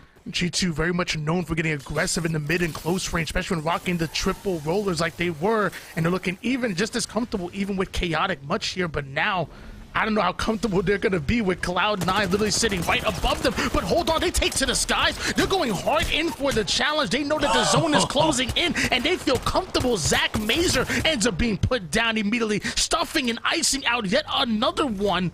Now we're going to see if C9 can regain. Naughty playing the battery early. Yeah, it's down to a 1v2, and so they know they've got the advantage. They know they can take the rank here. It's so early on. Chaotic is the only one remaining. Zach does end up getting thirsted here for Chaotic, though. This is difficult. He's going to have to play off of 2 angles. He does have the armor swaps if he wants to maybe quickly pull those out. It looks like Sentinels were able to finish off Excedrin, and so now that brings us down to 14 squads. But back to this fight. Chaotic now is getting challenged. Naughty is here. The Arcstar to force him out from behind that cover, but they don't have someone underneath. It does look like they will secure the thirst at the very least and now try and continue to chase after him. It's just a moment's time. Chaotic somehow disappeared. Never mind, he's been spotted out. It's a little too late. Rocker has fallen. Naughty needs to heal. He's not even going to be able to. Cloud9 is out. Chaotic wins the 1v2. Chaotic absolutely ripping apart Cloud9, breaking them down right there. I cannot believe he was able to come off with the huge 1v2. The confidence out of G2 to go right up that queue to challenge them to begin with was largely because of the fact that zone was closing in, so they had to be decisive. But once they got knocked twice, you only felt it was a matter of time before Chaotic much were going to be wiped out, but able to clutch it out, and G2 lived to see another engagement. Wow, what a play. He breaks their ankles, he breaks their necks. There's just nothing they could do with Chaotic's movement in that fight. As TSM now, Verhos with the charge rifle, mid-air snipe onto Jet, and his wings are clipped here as they are looking to finally get rid of Team Intel, now TSM. They themselves are actually rocking that Bangalore here, so they're going to try and make this one work here on Stormpoint now, finishing off Team Intel with no problem whatsoever. Here's Esports Arena looking like they want to try and get aggressive onto this building, already hitting for Flash. That's Crust going down. Esports Arena have the advantage in this fight. Now, they got to be careful how they throw in these nades because, yeah, the Grav Lift does some weird things to it, but Phonyhead will be able to just barrel stuff them with that EVA 8, finish off Sentinels, bringing us down to 11 squads. 11 squads indeed, and I find it funny that Verholz continues to use that charge rifle. His teammates are always giving him grief for using it, even in ranked, but the man's practicing. He's like, you know what, I'm going to use it in comp. Might as well get the practice in as well, and it's absolutely deadly. Hey, let me tell you, ain't no gentleman's agreement. Ain't no gentleman here on the battlefield. You use what's given to you. Meanwhile, Renegades using that seer a bit separated right now. You see Pow Pow all the way across towards that building. So they're looking to control the pace of this gunfight, and eventually I can only imagine going to try to close in, especially off of some good damage. Already hitting Flesh does I'm Madness. Will they decide to push up off of that? And for Renegades, they have to stay alive. I mean, we still have NRG up. We still have G2 up, basically off the heroics of Chaotic. And so this 3-team race, essentially, maintaining itself at this point. TSM have the opportunity to try and catch up, but still they have their work cut out for them now. And this might be the game for them to break through, reach that top 2, really maybe utilize this composition now with reps on that Bangalore to find a little something. A little strange how far Pow is playing off this position here, especially seeing as how there's that full 3-man Liquid that could try and turn onto him at any moment. Renegades trying to bait out the opposition to play a bit aggressive on them. Like you said, I mean, playing pretty far out.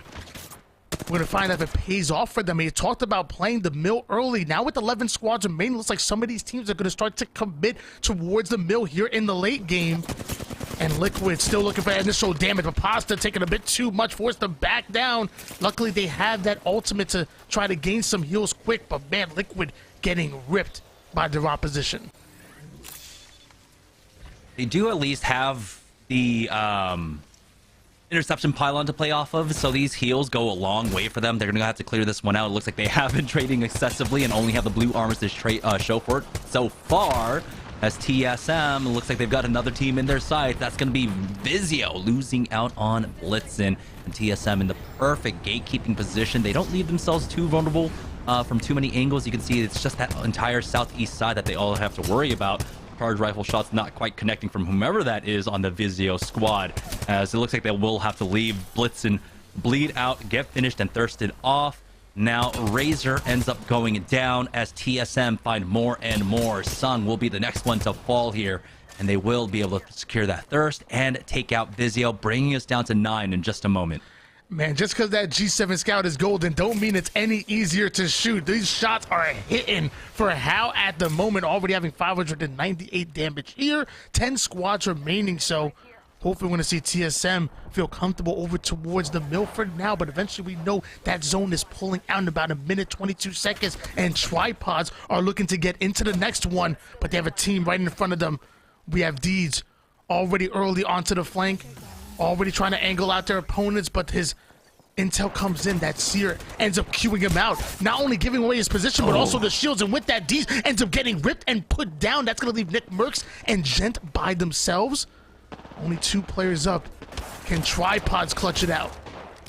Luxford playing around that shield expertly now as Muffins ends up getting that knock, and Tripods will go down in 10th, out surviving Team Vizio. But here is the third party, Singularity right on the top of them, as it looks like it's going to be Team Nerf coming in for that one. TSM trying to hold the angle here. Hal has been cracked. Reps has gone down. It's going to be G2 on top of them. TSM are out. G2 have come to play. They are absolutely running through everyone in their sights, and that includes TSM, bringing us down to 8 squads as we switch gears over towards Nerf, who are trying to find a back way over towards the zone, or trying to find the rat right now, checking every single corner. There was a player behind him. Messiah doesn't see him and ends up getting whipped by the wingman. That's going to be Lux 40 that gets the win off of that. He ends up looking right around that corner and looks away at the wrong time, and he's going to get thirsted out. Lux takes down 1, has 2 more to deal with. Oh boy, Team Nerf though, still up as a 2-man. They do have the information at the very least to play off of if they throw that Seer ultimate. They do not. Luxford is there once again as a sentry with that wingman complexity. Survive the fray though. They'll be able to get back on. Oh, excuse me. Actually, do not survive the fray, unfortunately. They end up going down. NRG though, they were able to stay and maintain this position. Team Liquid off, I believe, just to their northwest right now. This ring pulling up that way. Esports Arena pushing up now. The nades coming in on that ground floor. Not quite connecting, but there it is. The Thermite will connect, forcing them all out, forcing them to try and barrel into this angle, but that's a huge shot coming out from Phonyhead with that PK, and Fury will put down NRG.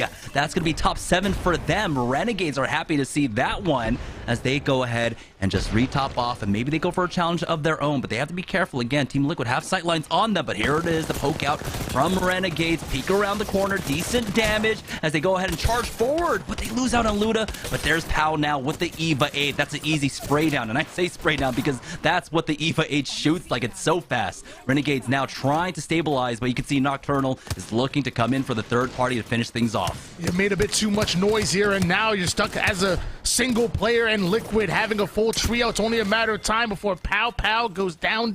Renegades get eliminated down to 3 squads, a bit of a 3v3v1 on our hands, and we know Liquid is still on the board. Liquid have been just taking their time in this position. It's a 3v3v1 as now G2 have taken height on this building.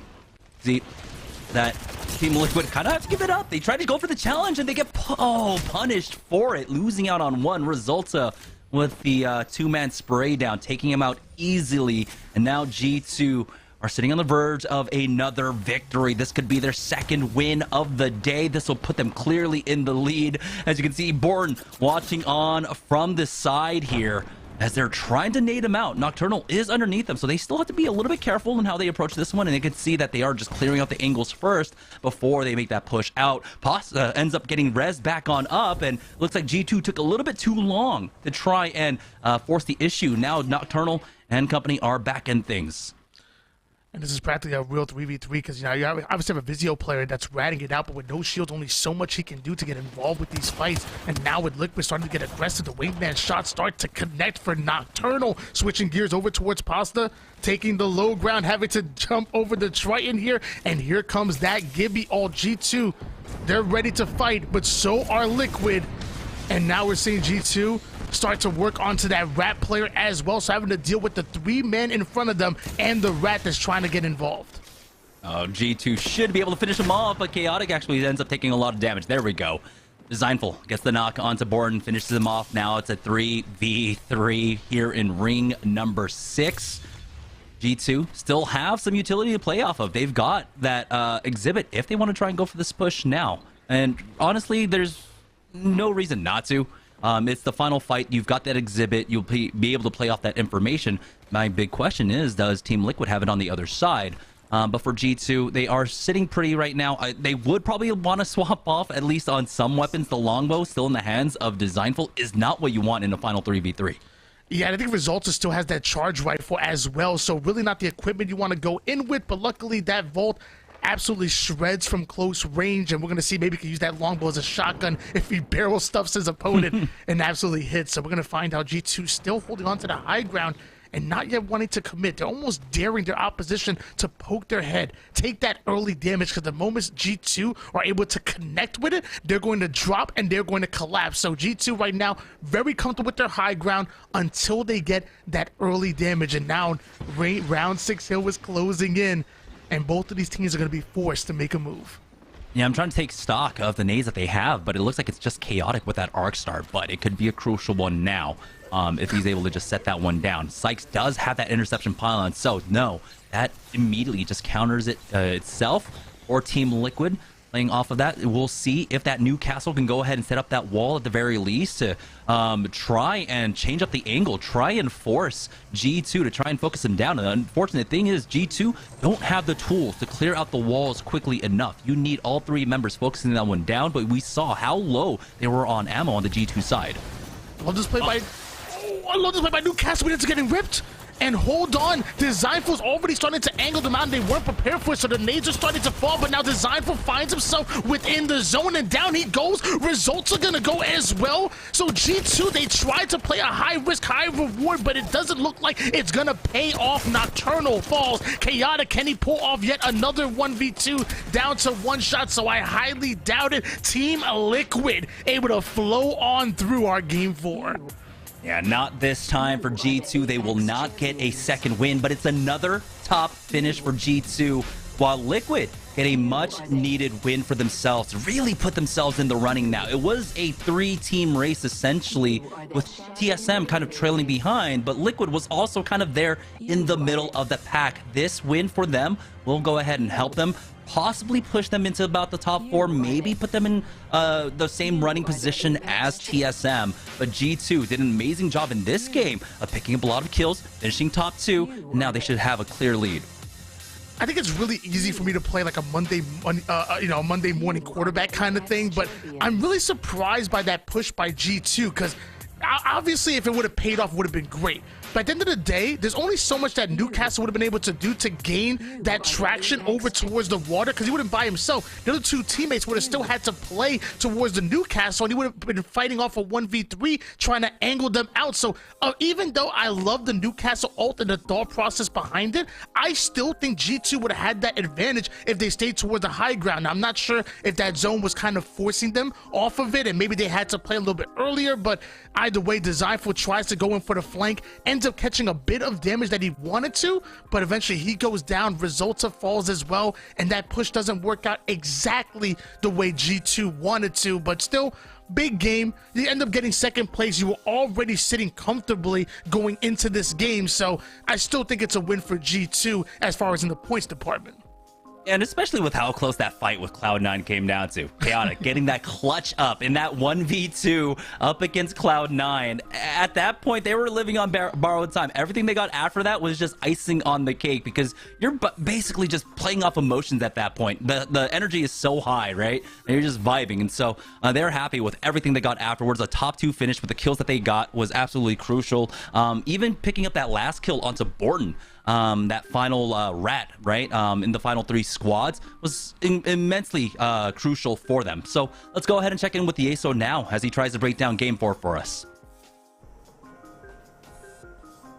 I'm going to try my best here, Jamerson. I think you make a really good point for G2 there with the kills and the points that they pick up in this game. Of course, disappointed that they can't grab the win in the end, but there was a considerable gap between themselves and Renegades at the top of the leaderboard, so this second place finish is incredibly important to set themselves up to try and take a shot at first with just 2 games remaining. But of course, it was Liquid clutching up, taking the win. They win that 3v3 fight at the end to grab their first victory of the night. Let's look at our champion squad here for game number 4. And it's not a huge game here from Liquid in the kills department. They just pick up 5, but they put themselves in a great position to win and just kind of hold their water, bide their time until that perfectly timed push onto G2 at the end of the game to close things out. So well played there from Liquid, and that should lead us right into our Mobile One high performance moment here for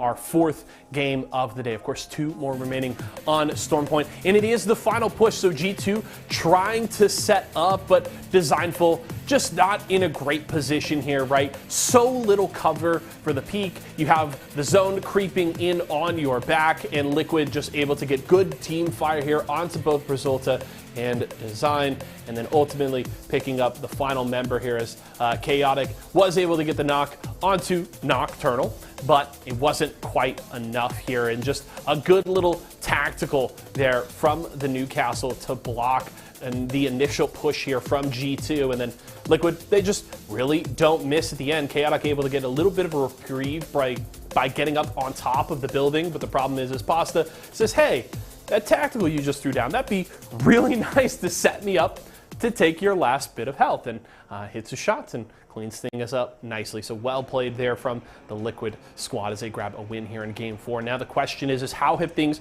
shaken out overall on our Mobile One leaderboard? Renegades were in first place with energy kind of right on their heels, and G2 with some good ground to make up. G2 should now, I would say, probably be above that 50-point threshold. Have they jumped into first place with this game? We're not quite sure, but we will find out when we come back, so don't go far, folks. More Series E when we return. Tyson boneless buffalo bites have that tasty kick of flavor, so they're perfect for any get-together. If there are any left when your guests arrive. Tyson Anytizers Chicken. More kicks of flavor, more smiling snackers, more to love. Tyson. I'm fading! One bad headache can crash your entire game. Excedrin relieves headaches fast. Excedrin, game over for headaches.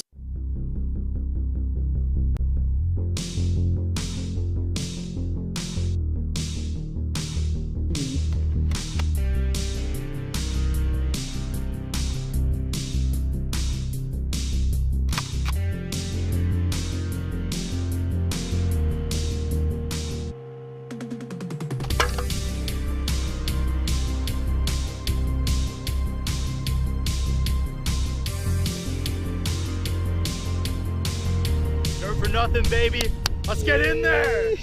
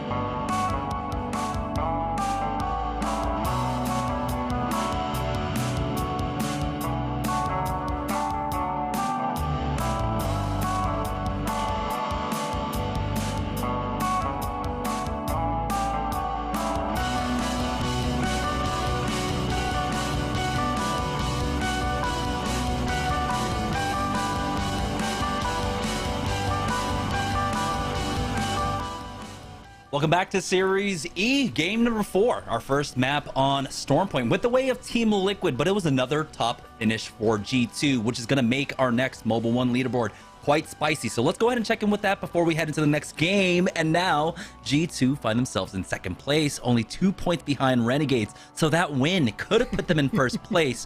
But Team Liquid, with that, propelled themselves into 5th place. They're now 2 points behind TSM and still 21 points, or well, what, 23, 24 points off from our first place position. Team Liquid positioned themselves in a pretty decent spot to actually fight for the top 2 finish if they can get maybe another win in game number 5 or 6.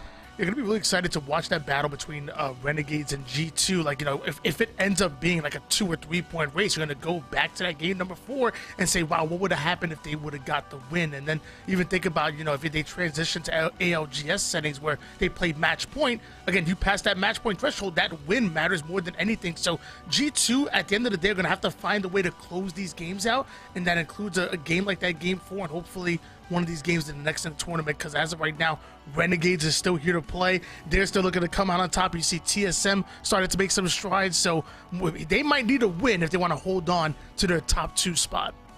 Yeah, that's 2 wins, by the way, that just narrowly escaped G2's grasp. So you have to remember that. That first fight, I believe, game number 1, when it came down to G2 versus NRG, could be another pivotal moment where they just weren't able to clutch up to be able to secure that. But now with 2 games left to go, it's still up in the air as we head in on to Stormpoint. Let's join on board with Team Liquid, who have been trying to play things a little bit slower, playing for zone now, as they did there in game number 4.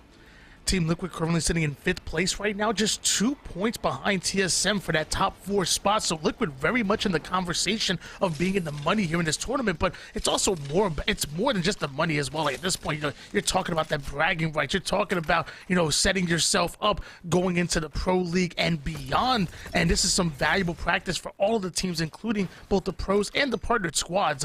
Liquid landing early, not getting contested, so lots of loot they'll be able to grab up before they rotate out.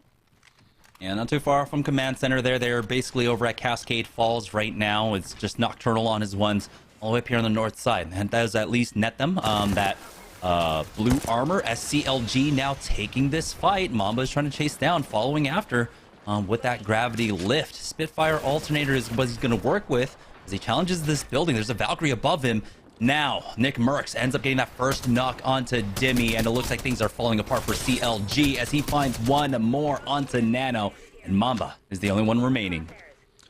Mamba able to get the downs onto Deeds and Jen, so I'm gonna believe this is a 1v1 at the moment here, and Mamba quickly taking height in order to heal up, and NICKMERCS will do the same thing. There's 1v1 here. I hope nobody third parties. Let these 2 knock out. Let these 2 go at it here. The pings are in, so that's information for NICKMERCS' tripods, and a couple warning shots from the Mozambique trying to snipe him from across the map, letting him know early, but will he try to bait out the res as that player Mamba decides to get a little bit aggressive? Yeah, he's only got 7 shots remaining there, and he actually misses the Q, hitting that bat now. Mozambique, though, can't put in work. Can't put it work. The rate of fighter is pretty high, but you need to be able to hit that actual Mozambique, hit that triple tap with it. Well, I guess it's a 4 tap now, I believe, with the extra pellet in there. But it does seem like we're having lobby issues here, so we're going to actually go ahead and reset this one. So I think we're going to go ahead and take a short break. When we get back, we'll have the continuation of game number 5 on a fresh lobby right after this.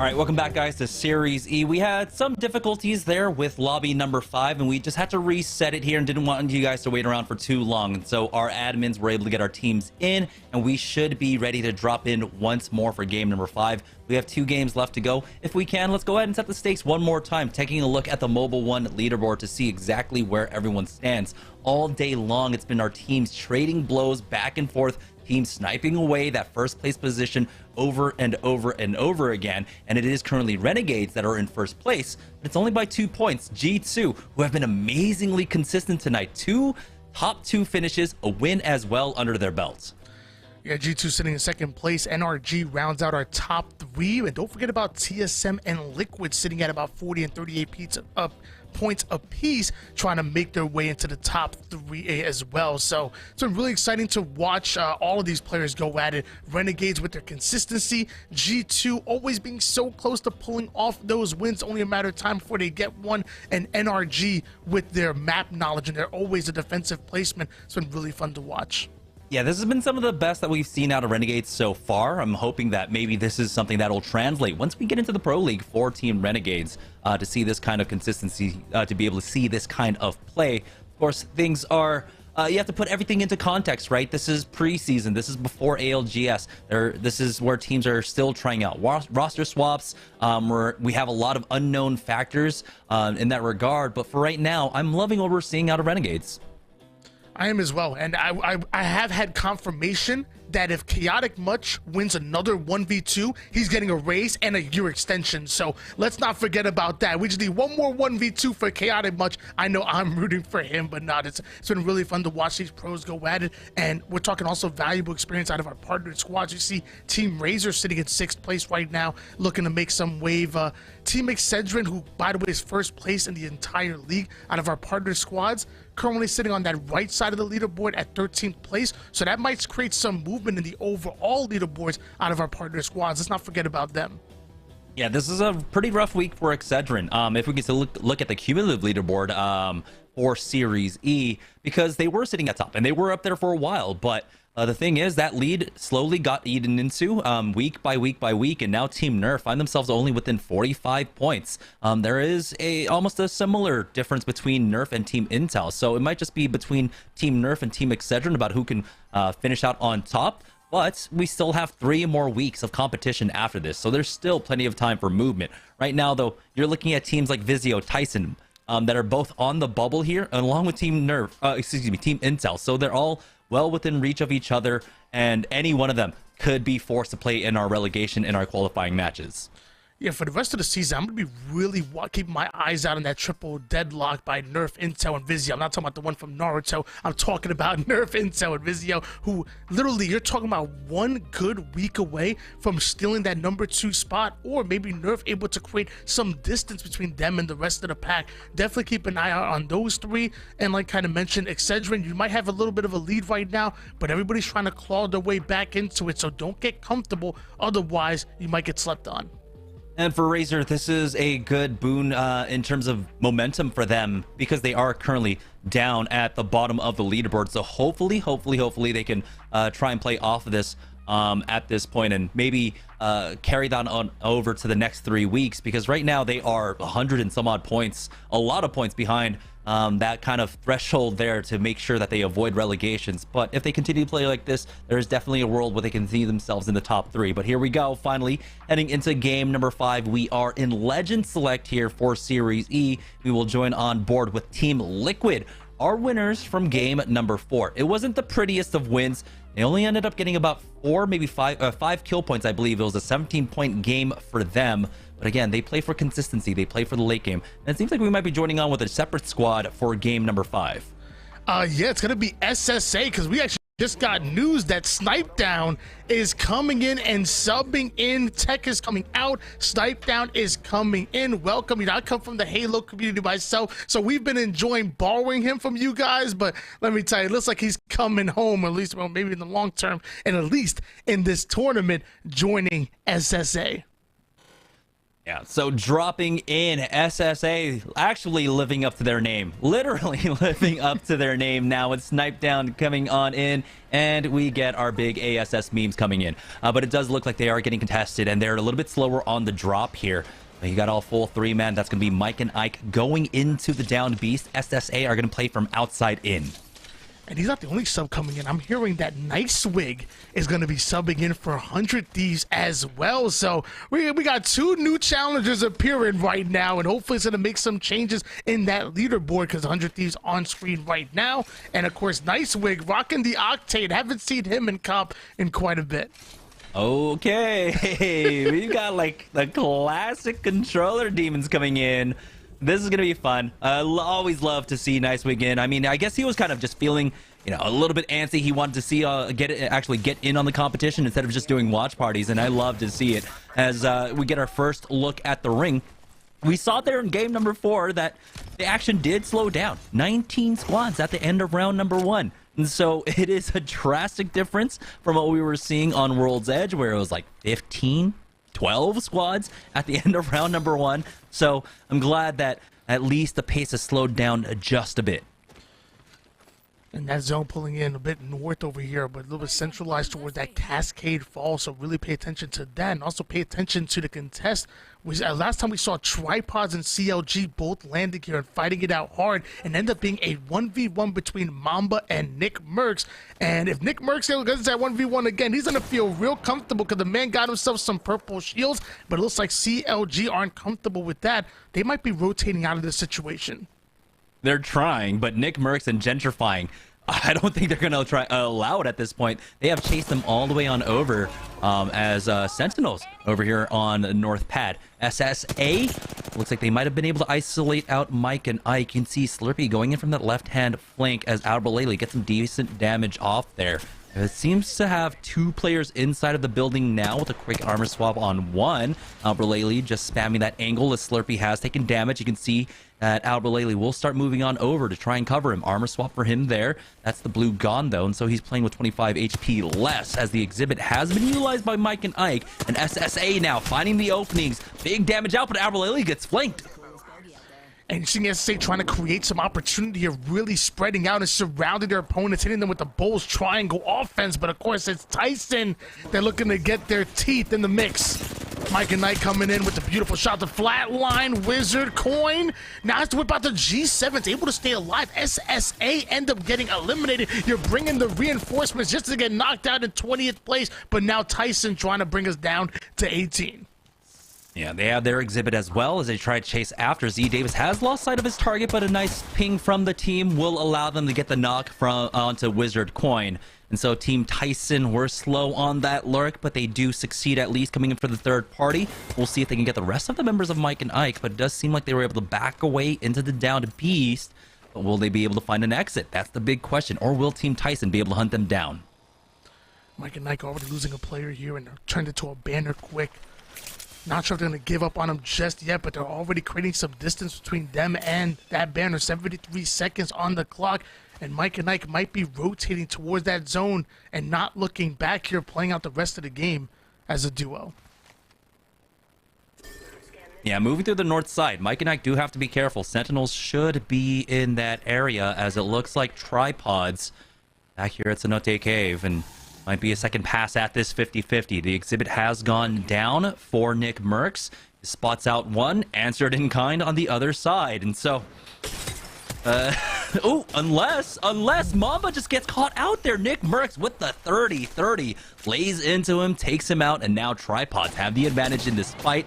And they are still fighting into the exhibit, but they have the numbers advantage here for Team Tripods. 3v2 situation in favor of Tripods. They look to get aggressive here. He has to be careful, taking a bit more damage than he was expecting. The longbow, though, in return, it looks like Gent is able to find himself a knock. Deez ends up going down. So this should be a 2v1. It looks like Gent is playing for the res. So maybe trying to stabilize while getting aggressive at the same time. Meanwhile, G2 are coming around the mountain. Oh, they are above the mountain here. Chaotic taking that gravity lift, but they got the knock onto 2, finishing off Deeds, and now one more remains. G2 chasing them down here. They are doing what they need to do. It's a very tight lead that they currently have right now. And so being able to pick up these kill points will slowly create that distance between them and the second place team. CLG, though, lose out on Nano, so possibly another 2 kill points going the way of G2. Dimmy is going to try and get out of dodge, but G2 are not letting it happen. Designful missed out on that Q, but he will not give up on the chase, as it looks like possibly, nope, not a skyward dive. Oh! Quick scope with that Sentinel, heady onto Dimmy to take him out. Now G2 are clear lobby leaders. I know Snipedown's the one signed by FaZe, but I don't know, man. The little going for that little 360 quick scope action. Does Designful love the play out of him? Also love the play out of Nerf. Looks like they're looking to engage quite early here. Messiah, the first one to push up. He does have at least 2 in front of him. Force trying to catch an angle, but Messiah ends up losing his shields quick. That's going to force him to back down. Luckily, Fury will be the first one to go down at the Esports Arena. So this should be a 3v2, and Nerf should be getting aggressive. Wingman shots, the hip fire not going to connect, but the flatline automatically does. We see a double knock there, so I'm going to assume it's a 2v1, maybe a 1v1, and now a whole nother team introducing themselves into 100 Thieves. Oh, it's just unfortunate on that timing. The res actually comes through, holds the angle, and that just buys enough time for 100 Thieves to come in after the trades go down there. So Nerf, ESA about to get cleaned up by 100 Thieves unless something massively bad happens. But the Arcstar snare onto Reptar to actually get that knock. Now 100 Thieves will chase after. They got 2 members here. You've got the jump pad coming in from Nicewig as well. Esports Arena have been knocked out. 100 Thieves picking that one up now. Gotta find the rest of the members of this fight. We're down to 16 squads here as that Seer Q comes in, and they are on high alert to spot out where this squad is. For TSM, though, we're gonna have a leisurely stroll through Jurassic Park at this point. Kraber, by the way, already in the hands of Rips. And that's a dangerous player to have, that Kraber in the hands of. The man simply hits shots and can definitely control the pace of some of these gunfights.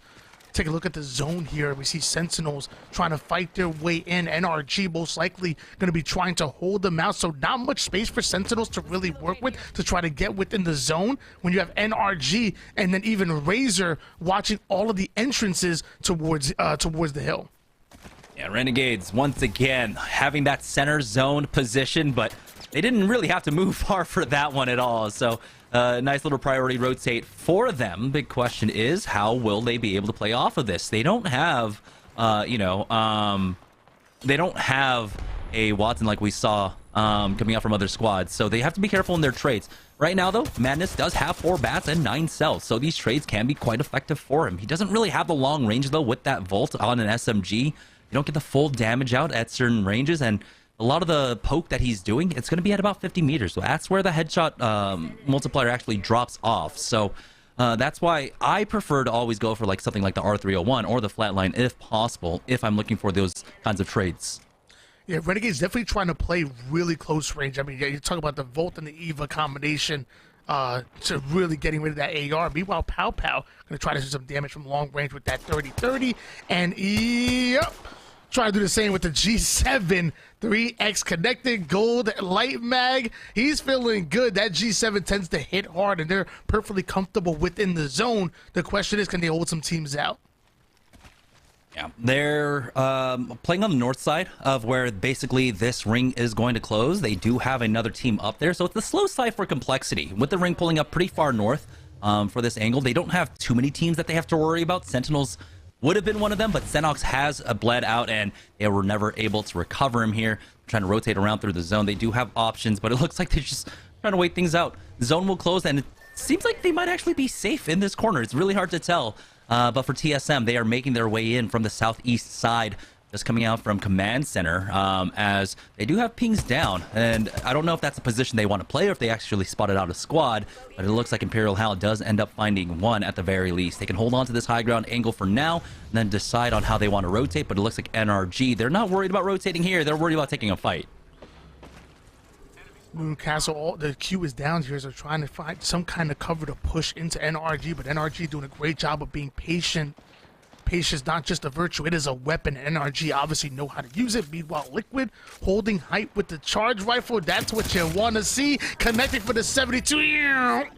like a Star Wars gun as he connects onto one, onto the second one. Liquid gonna be upgrading those shields quick. Yeah, the Death Star just charging up for another shot at this point. Nocturnal, though, he's going to have to join. Sykes has fallen, but we'll see if the Newcastle can get him right back on up. NRG want to try and punish this one now. Do have them on top currently, and they've got them in that exhibit as well. Gildersons took a lot of damage, but they are not ready to give up the high ground yet, as it looks like multiple angles are leaving them a bit vulnerable as they do end up getting that knock. We'll see if they can pick up a little bit more, but again, you can see that constant threat of the third party is keeping energy a little bit worried about actually going for the full send. It's sweet here on the low ground, though, still applying pressure on to Team Liquid this entire time, but you can see another team is coming up behind them, so multiple squads have shown up for this. So many responsibility here for NRG. I mean, they're sitting currently in third place and only 5 points behind G2. So they have an opportunity to not only make it into the money, but maybe even steal this tournament away. But they're going to have to fight for it, and that's exactly what you're seeing. Beautiful shots out of Sweet, both with the car and the G7 started to connect. Excedrin, though, losing the captain. Kimchi Lee ends up going down. That leaves Cruisin' and Kodagame by himself. Cruisin' connects with some shots, but the shots come right back at him. Ends up going down. C9 might be pushing in. Yeah, C9, though, do have to take the moment to try and go for the reset. Two of them are cracked, and they have been hit for flesh as well, but they will be able to finish off Excedrin and top off. So pretty clean fight for Cloud9. Nice easy peek there when that EVA 8 was opening that door as Cloud9 just stabilized. For NRG, does seem like they were able to chase down possibly this last remaining member of Team Liquid. Here comes the slide down, and that is Sykes going out. Gilderson's, though, getting tagged up. Quick armor swap, and he's been cracked once again. It's Team Intel not too far off, playing off height of their own. Jets on his ones up front with that 30-30. He's got the Skull Piercer on it as well, but no shots quite connecting there for them. Team Intel will just go ahead and back away. This is another squad that can play defensively and want to try and get themselves into center zone, but they really can't because that's Renegades that's playing inside of the middle of the building, inside the middle of the zone. Still love this play by Intel. I mean, they're very comfortable. They're creating space, getting real estate, making sure that they're angling out teams and also getting themselves some loot as well. So they're playing very confident. And obviously confidence always with TSM. That Kraber in hands is so dangerous, and so is Chaotic. But with the Volt as a player already down, ends up going down himself. But Mike and Nike end up getting eliminated. And now you're seeing Result having to tank a few bullets here.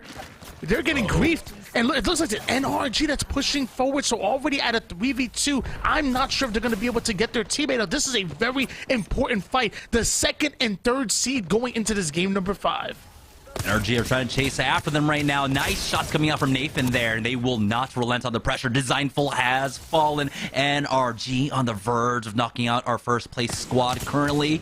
This is game number 5, but this has huge implications for the rest of the day, and that is G2 out. NRG have a huge opportunity now to climb up the leaderboards to secure a nice lead heading into game number 6 as Cloud9 make their Valkyrie rotate into that riverside, into the waterfall. They have to be careful, though. Team above them, I believe, might be TSM, and it is Reps. How does he see him? He gets the one spray on to C9's rocker, but he's getting tagged up from behind. TSM, well, they have the opportunity to try and finish them off. And there ain't no aim assist on that one. He was able to track that player through the leaves with that R301, and it was beautiful to watch it. He's not done yet. More damage coming in, about 60 across the board. Reps connecting on every shot. And TSM, which once was an unfavorable position, having multiple teams around them, not only able to stabilize, but able to thrive here. And they're continuing to put kills on the board. How that's another knock coming in. Rocker ends up going down. C9, back to the lobby you go. We're down to 8 squads. Renegades ends up stealing away one of those kills on Cloud9, but TSM will welcome that one as NRG are on the warpath here. Pushing is Nathan, getting that PK knock onto Intel's Icy, leaving only one remaining now. They'll be able to finish off the thirst on the ground, clear out the south side, contend with TSM, who are also not too far away from them on the eastern edge. Now down to round number 4, 8 squads, 21 players remaining as 100 Thieves. It looks like it's a 3-team pileup here on the south side. They got to be careful. Nice wig with that stim pack. We'll go ahead and back away from TSM, who utilize that Bangalore Rolling Thunder to clear the path for themselves. 100 days really having to get aggressive. You find yourself in 15th place, only 2 more games left, so something has to change. So they're trying to get aggressive. You're bringing nice swing. You say, look, we got to farm this lobby. We got to do everything we can to get that KP and try to make it into endgame, and we're going to find out if the change in strategy works for them. Meanwhile, Razor slowing things down a bit in 44 seconds. They'll be forced to relocate, but trying to get any intel possible. Speaking of intel, they're down to the lobby, and we're down to 20 players on the map. This is a massive game for NRG right now. Not only did they knock out G2, they are stealing away kills left and right, picking up kill points for themselves. NRG looks like they have currently at least 5 kill points, 2 on Gilderson's along with those 3 assists. I don't know exactly how much Nathan and Sweet have, but it's going to be 4 kills for Sweet at this point. Another 2 for Nathan. This is a huge game for NRG. NRG fully loaded right now. Triple red shields. Already find himself within the zone. We've seen their predictions just be on point. Time and time again, they find themselves in the best position for these end games, but now find themselves downward on some of these shots that are connecting from their opposition. Even a charge rifle involved, so that makes me question, who is this team that's trying to get them out? Is it, I believe it is. I believe it's TSM and Verholst with the charge rifle, so a big battle between TSM and NRG, possibly the 2 best IGLs that we have in the game. Oh, Complexity go for way too early of a skyward dive on top of here. They need a new castle wall down, and they do have one, but you can see 360 vision around them. This is not ultimate height. They're basically in the center of a bowl, and a lot of teams have vision on them, but it looks like 100 Thieves might be the first squad out in the 7-squad affair. Razor will go ahead and clean that one up, bringing us down to 6. 17 players left. They still have to move in with the zone. They do make it right here on the edge, and they have all this loot to pick up as well. NRG ended up losing out on Gilderson's here, and they still have to fight back into this one. Nathan pushing forward, ends up getting the knock onto TSM's reps. We'll see if they can get a little bit more. Looks like one more member might be down on the TSM side, as Sweet just covers the angle for Nathan to go for that reset, go for the res, and get Gilderson's back into the game. TSM have been taken out. That's going to be RNG picking that one up. And now we have 2 of our top in the lobby still alive. NRG, Renegades, all having to deal with 3 more squads remaining. I would not want to be in the comms when the TSM go down to NRG. That's a nice little rivalry, and no team wanted to go down to each other, but they were forced to fight, and NRG were forced to win it. 5 squads remaining on board with Sentinels currently playing as a duo. Double purpled up, so you'd love to see that, but there's only so much you can do as a duo. You have to play things so carefully, especially you don't have a Seer on your side, so that's intel that you just don't have. Luckily, they have a Valkyrie to take to the skies if things get a bit too dicey. Important for them is that they are going to have that singularity along with an abundant nade spam. Blue has 3 frag grenades and that arc star just pop on in. If they're able to survive until zone 6 closing, there's an opportunity for Sentinels to pick up massive amounts of kills. There's only 12 players remaining, but those 12 kills are points that they desperately need. For NRG, though, it's just about closing out strong, and it looks like they have spotted out Sentinels, and now Sentinels, you're going to have to be careful. They've been spotted on that Seer Q, drop down low, and Sweet is just going to charge forward for this. It should be a free kill, but the bat, never mind, isn't enough for Lou. Sweet feels all the aggression. He knows that they have the momentum shifting in their favor here. This is going to be almost another 27-point game for NRG. NRG systematically picking apart the lobby right now, finding out those duos, finding out those solos, and aping them, putting them down, getting that easy KP. Meanwhile, Renegades waiting for the end game. They still have all 3 players up indeed. 13 players actually on the map. The pings are starting to come in. So were the shots. Madness forced to relocate, but I'm still loving the position out of Renegades. They have the most cover here, but the zone is starting to close in just a bit.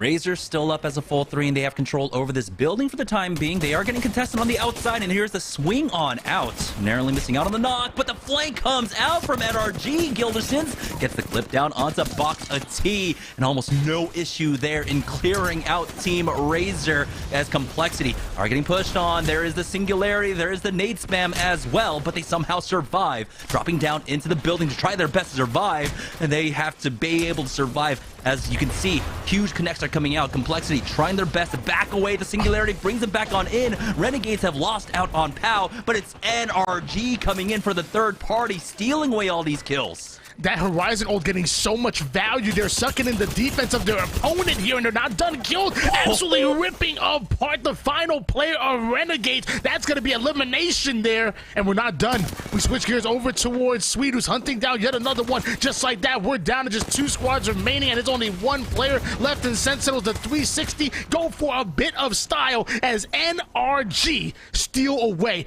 a clutch Game 5. And those nades that NRG came from Sentinels. So you know what? Giving Sentinels the second place, I agree. I agree. They earned it by being able to survive as that 2-man and basically gifting over those nades for NRG to finish it off in such an explosive manner. They already had a huge, monstrous game number 1, and now with game number 5, this victory, that might just put them over the top. No team might be even well within range of them heading into game number 6. Yeah, I mean, NRG obviously came into that game in 3rd place, but again, they were only 5 points behind G2. You were less than double-digit points behind Renegades for that first place. So something tells me they were able to climb up that leaderboard, and it was well-deserved. NRG had to go through plenty of teams, including the likes of TSM, including multiple rats and duos, as they just spotted them out with that Seer, just got aggressive without taking much damage, just stealing away all of that KP. If NRG are in first place, it was anything but easy for them.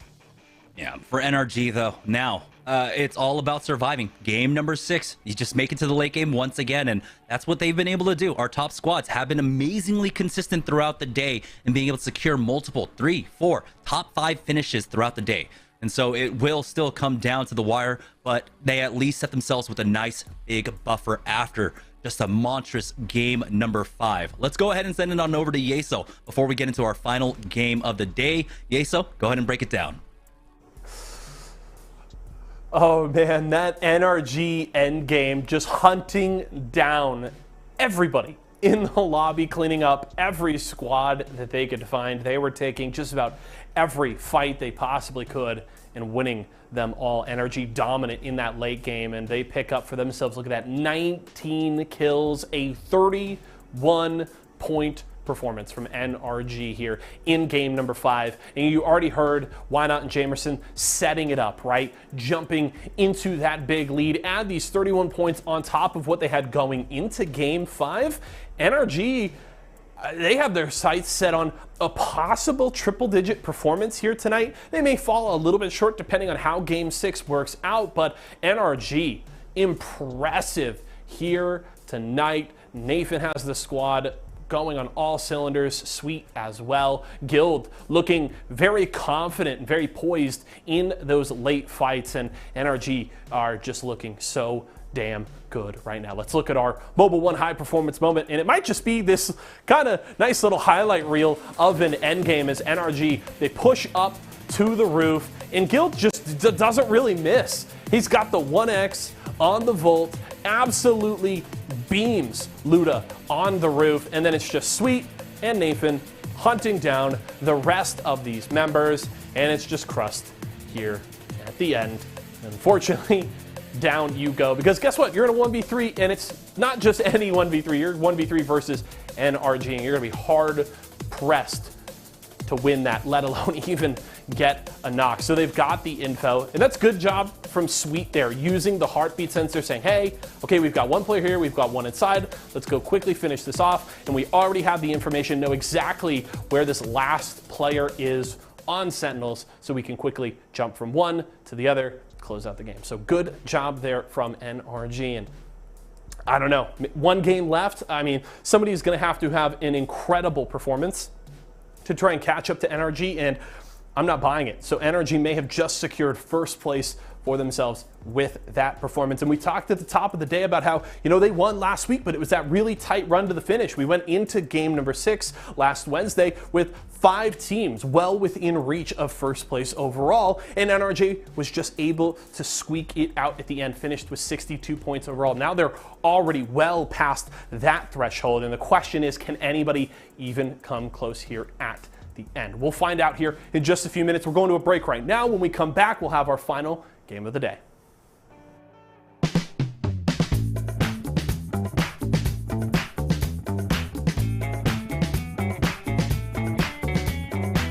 It's going down, it's going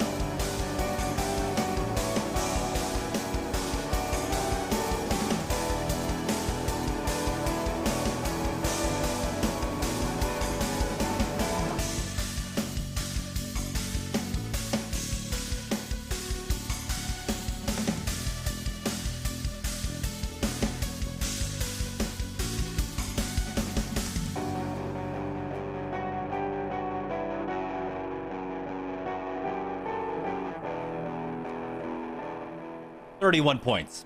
19 kills for NRG in game number 5, and that is just dirty. Let's go ahead and check in with the Mobile One leaderboard to see where that puts them. That's going to be an 11-point lead that NRG now have in first place up against Renegades, who are only leading G2 by 4 points there. And it looks like, Tony, for the last game, it's a 3-team race for that finish.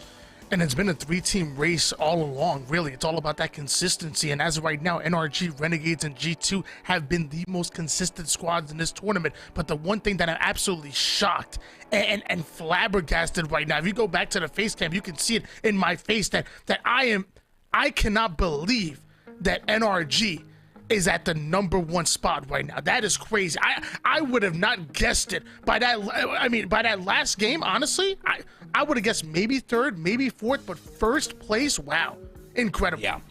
And they started the day with a 15 kill game, and then they outdo themselves with a 19 kill game here, and they did find some really great fights. It wasn't just pure chaos, it was control out of NRG in all of those fights. So let's join on board with them one last time tonight off the dropship as we head into the final game of the week, final game of the evening here for Series E. Well, hopefully it won't be the last time. I don't want to see them knocked out here, but yes, we're going to put off the initial drop. NRG, they've definitely earned the spotlight here, and yeah, it's up to everybody else to really play catch-up to them, and it's not going to be easy. And like you said before, NRG are not just taking stupid fights. They're not just aping like it's some kind of ranked or even like a pub's lobby. They are systematically taking apart the entire lobby by playing for that end game and then finding those singles, finding those duos, and making sure that they have the advantage in every single one of these fights. NRG are just playing great textbook and fundamental Apex. I wish they were streaming right now because I would love to watch their VOD. We have to remember, 19 kills, that is literally a third of the lobby. When there's 57 players, other players in the lobby, 19 is literally a third of the lobby, and they were able to wipe them off of the battlefield. For G2, it looks like they are over here at Cenote Cave getting ready. We'll see if they can get involved in an early fight. They have to catch up by a bit. But again, it's about trying to maintain that consistency. It's not about just going for the win, but being able to play your way. Excuse me. Oh, over here, checkpoint. I don't know why I thought it was a Cenote. We should have a fight over at Cenote, though. CLG versus Tripods once again. Yeah. So I was still trying to wrap my head around taking out a third of the lobby by yourselves as a single team. That's absolutely ridiculous. And we see that zone start to pull real far north over towards that north pad. So NRG and G2 a lot closer than they expected to be over towards the zone. Wonder if they'll push towards the edge or get into their final position early on. We do see FaZe right outside of it. Meanwhile, teams like Vizio, C9, and even Intel have a very long rotation to make it in. Yeah, G2 really trying to take things into their own hands. Try to knock out NRG as quickly as possible because they do have a lot of ground to make up for. And NRG have been nothing but consistent all day long. CLG, though, not being able to get the better of this engagement already. Gentrifying getting the first knock onto Nano as they're going to try and pop this res, but they hear it on the other side. They want to try and pressure. They know they'll have at least man advantage in a 2v1 if they can go for it, but the scan is down. NICKMERCS is still bleeding out. He is the information gatherer for his squad, unfortunately. And so Tripods put themselves in a really tough spot now as that steer queue does go down. I don't know how many connected onto, but here come the nades, and CLG are on top of Tripods. NICKMERCS may be down, but Deeds and Jen feel really comfortable playing together. They play lots of duos, and you're seeing it right here. They try to pull off the 2v3. Demi, though, able to clutch things out, so it looks like Tripods are going to be the first one to go down. CLG bringing us down to just 19. Oh my goodness. I was getting flashbacks of game number 1, though. Ultimately, ESA versus Team Tripods in that 50-50 at Landslide. Another 50-50, though, taking place over here at the Down Beast as Mike and Ike now trying to contend up against SSA. Wizard Coin is off on his ones, and he gets cracked down low. We've got the Singularity just to try and cover for him, but it's going to be Sniped Down coming in, getting that first knock on that Hemi. And now Mike and Ike on the back foot as they try to back away. MJ low, and it looks like Mar is low as well, only about 60 HP, while SSA pretty darn healthy in this fight. SSA able to finish off 1, but that's not going to take down the entire squad of Mike and Ike who were able to get out. But now we're seeing Tyson take height immediately. Davis going to sit above And now we're going to see if they're able to really clean up the pieces between Mike and Nike, and maybe SSA are hunting them down. Yeah, Tyson was the one that came in for the third party when the fight was breaking out in game number 5, and they were looking for that similar timing. They did find it, but you can see that this time around, both teams were aware of it. They kind of backed away in the right time. Looks like the Syracuse doesn't quite connect there for Z Davis, and he still has that ultimate to utilize if they want to go chasing after, but they know that they can't drop down. If they drop down, you can see that the gravity cannon will be used, and so they'll just give a position for it. So Team Tyson not falling for that bait. They'll just go ahead and wait up here while SSA take the south side exit, and they get out of dodge. They're going to be able to survive the early game for now. SSA looking to loot up quite a bit here. I mean, you're already having 2 players with purple shields, one with blue, and SSA are a team that like to fight. They want to get aggressive. There's a reason why you have a Horizon in your composition that has to play the edge and has to hold teams out and really capitalize on that intel that Sierra is giving you. Meanwhile, I think I saw a team going for early Valkyrie skyward dive. I'm not sure if I'm going blind here, but I'm pretty sure I saw a team take to the sky. Yeah, it might have been Mike and Ike. We'll find out in just a moment. Team Intel might have to take to the skies here. They are stuck on the low ground. Team above them currently. The shot's not quite connecting the Arc Star. Very close there onto Rambo, and so Team Intel just backing away. This is a really bad spot to try and fight out of. You're not connecting your shots, and honestly, you don't have access to that high ground. You don't have anyone that can get you guys up there. You're not running that Horizon, so good call from Intel to just back away from this fight. This was just a really bad fight to play into. So I'm glad they at least had the wherewithal to redirect their focus on another rotate, but instead they might actually end up running into another team running up this way. Yeah, Intel definitely looking for a better position to capitalize on the defense that Newcastle and Watson are able to create. Meanwhile, SSA, the complete opposite. They're looking to get on the offensive. You've seen the ping start to come in. SSA looking like they are chasing a team down. Even outside the sword they go here, and we're seeing the shots go in. A bit of white armor. That's not going to be enough to hide from snipe down. He's been used to the burst fire over in Halo. Has himself a hem block and feels right at home. Yeah, just play that BR, right? And yeah, it's, I guess, fitting, playing the BR in a BR. But you can see that they have been able to spot out a multiple here, and so they have to be careful off of that one. Snipe down, getting early position here just to play a little bit off the heady.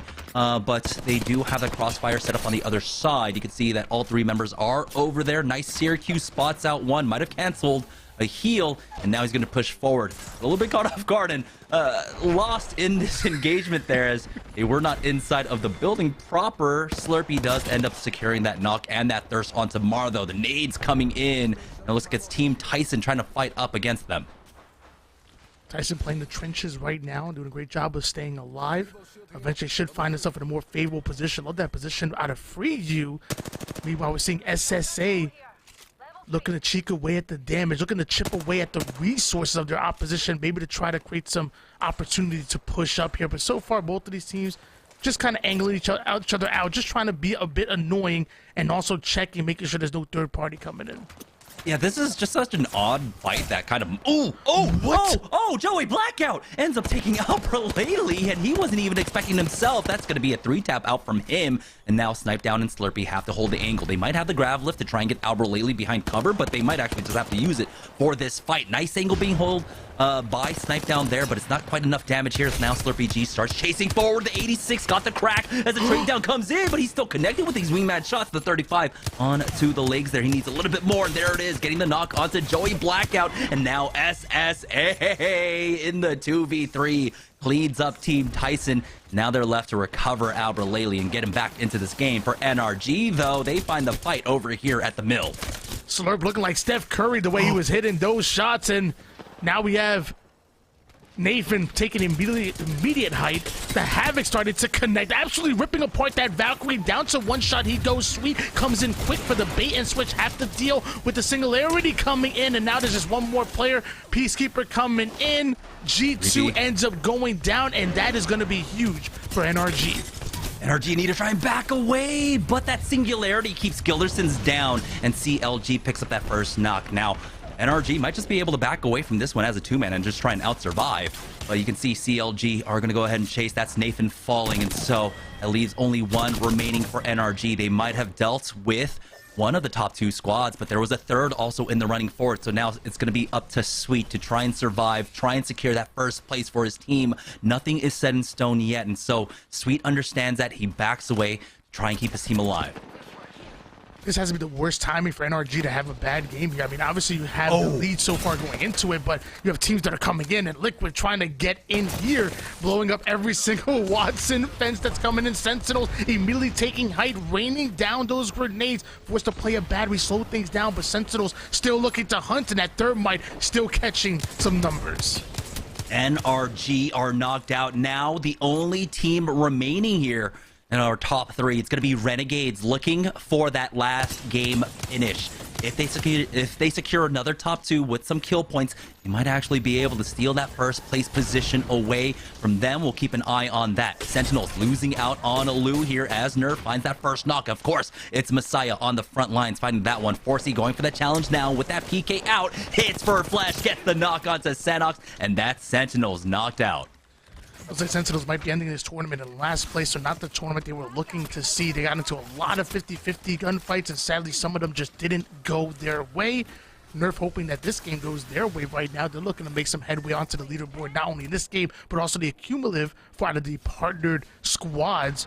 Switching gears over towards Renegades, like you said, this is an important game for them. Finding some easy damage onto the players, onto the Trian. Renegades have an opportunity to ultimately steal this tournament away right now with their competition already at the lobby.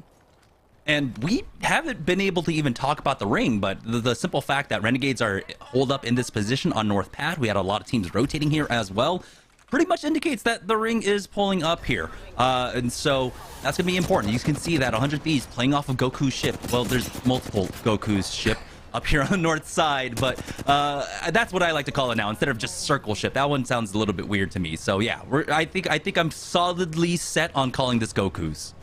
Well, hopefully their power level's over 9,000, because with that zone closing in, 100 Thieves going to feel very uncomfortable. Backs against the wall right now, and the team possibly holding him out. The shot starting to come in, but doesn't take a bit too much damage. Zone starting to pull, still over to right outside of that north pad, so ESA having great positioning. 100 Thieves obviously not. Scurry taking a lot more damage than he expected. Now this team is literally right above them, looking for an opportunity to drop. Oh boy.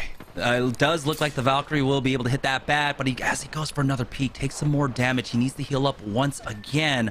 Right now, though, they end up losing out on one, and it looks like it's Liquid picking that one up. Scurry goes out for the peek and comes back. Never mind, I was going to say largely untouched, but he gets cracked as he rounds that corner. 100 Thieves still holding the line now. Onmu will fall, leaving it up to only one. Excedrin are the team on top of them, and it's just Team Liquid poking away from afar. Kodagami going for that cheeky peek now. Mid-air with the alternator R301 combo.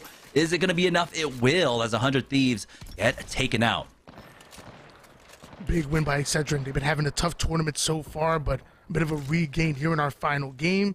Sitting in first place so far out of all of our partner squads, and looking to add some more in about a minute 16 seconds. They're going to have to relocate, but beautiful shots by Kodagame, not only spawning out a team, but also getting some early damage on them. Yeah, they're desperately searching for a Moby at this point to try and bring their boy back in. Otherwise, it's almost impossible. For CLG, they have spotted one out on this gravity cannon. Can't really hit him mid-air, unfortunately, for Mamba, but for CLG right now, changing things up, going for the scans, the double scans with that Bloodhound. They want to find these fights, they want to find more kills, but they just haven't been able to do so far. We're already down to 12 squads, 31 players. Nerf backing away from this one here. The gold helm going down for Messiah, and now they have the option to try and go for a Trident rotate if they want to, but they've got another team ahead of them. Rising Ult goes down. Messiah starting off with a couple of Arc Stars. Can't quite get value out of that, and ends up doing more damage to his ultimate than the enemy team as they start to try to rotate out. Nerf looking to hold them, looking to get that damage in, but they still have to be careful, still have to tread lightly, and those spiders being an absolute nuisance. It was CLG able to avoid this fight. You can see them backing away. Razor surviving with Sang, it looks like. on his ones on that other side of the choke point, getting a better look at that net zone number 4. It is pulling all the way up towards ESA for Renegades. It looks like they're trying to maintain this position for as long as possible because this is a very strong gatekeeping position for them. They not only need the win, but they also need kill points, and it can't just be a 5-kill game win that they, I believe, got a little bit earlier on. They need a little bit more than that if they want to try and catch up against NRG. But you can see now Vizio making their skyward dive, rotate on in. They do spot out that this is going to be a free building for them to play off of here at the bottom side of the tunnels. This could be a huge swing game for Vizio as they look to climb the leaderboards here. They need a big one at that. TSM have also been flirting around with that top 4 position.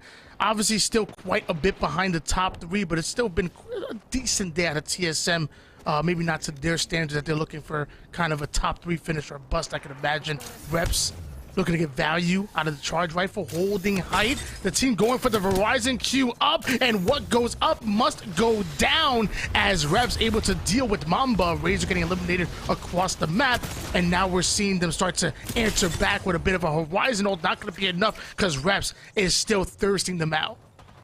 Yeah, Arkstar tried to force him out to the right-hand side, and he does get that full connect onto 1 off of the burst at the very least. Now another Arkstar to try and force him out, but the bat is going to be used there, and actually that Arkstar comes out a little bit too late, so he gets that bat off, and so Verhulst doesn't have the cleanest of challenge here, but it is a 1-for-1 exchange. Now CLG should be down to just 1 player remaining. TSM need to recover Verhulst here and hope that no one comes in for the third party. It should be largely clear for them, though, as they are going to go ahead and check their back real quick, just in case. You do have that gravity lift being used, but Reps is there to challenge with that Mastiff. Now, with that gone, you can start worrying about that res for Verhulst to get him back on up. So TSM still alive here with 10 squads remaining.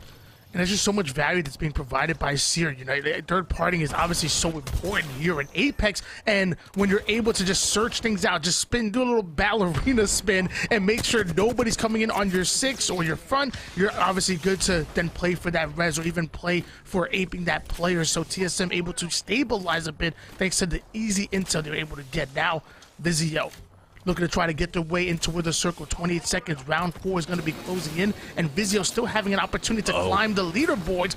Renegades, though, getting into a bit of trouble, trying to hold on to that top 2 spot, maybe steal a win. Luckily, they're able to make it into the zone safely. Ooh, they get underneath of the northern buildings right now, basically into the sewers here. They will be safe within this zone. Tossing down just a precautionary exhibit it real quickly just to top off here, because it looks like Liquid about to finish off Team Nerf in just a moment. Renegades, though, looking to take a little bit more space for themselves, taking some damage on that fence. They've got to be careful, and as they can't get sightlines on those nodes, so they're going to give this one up and not try to chase after anymore. It's going to be Esports Arena that's currently on top of them, actually going down for the peaks.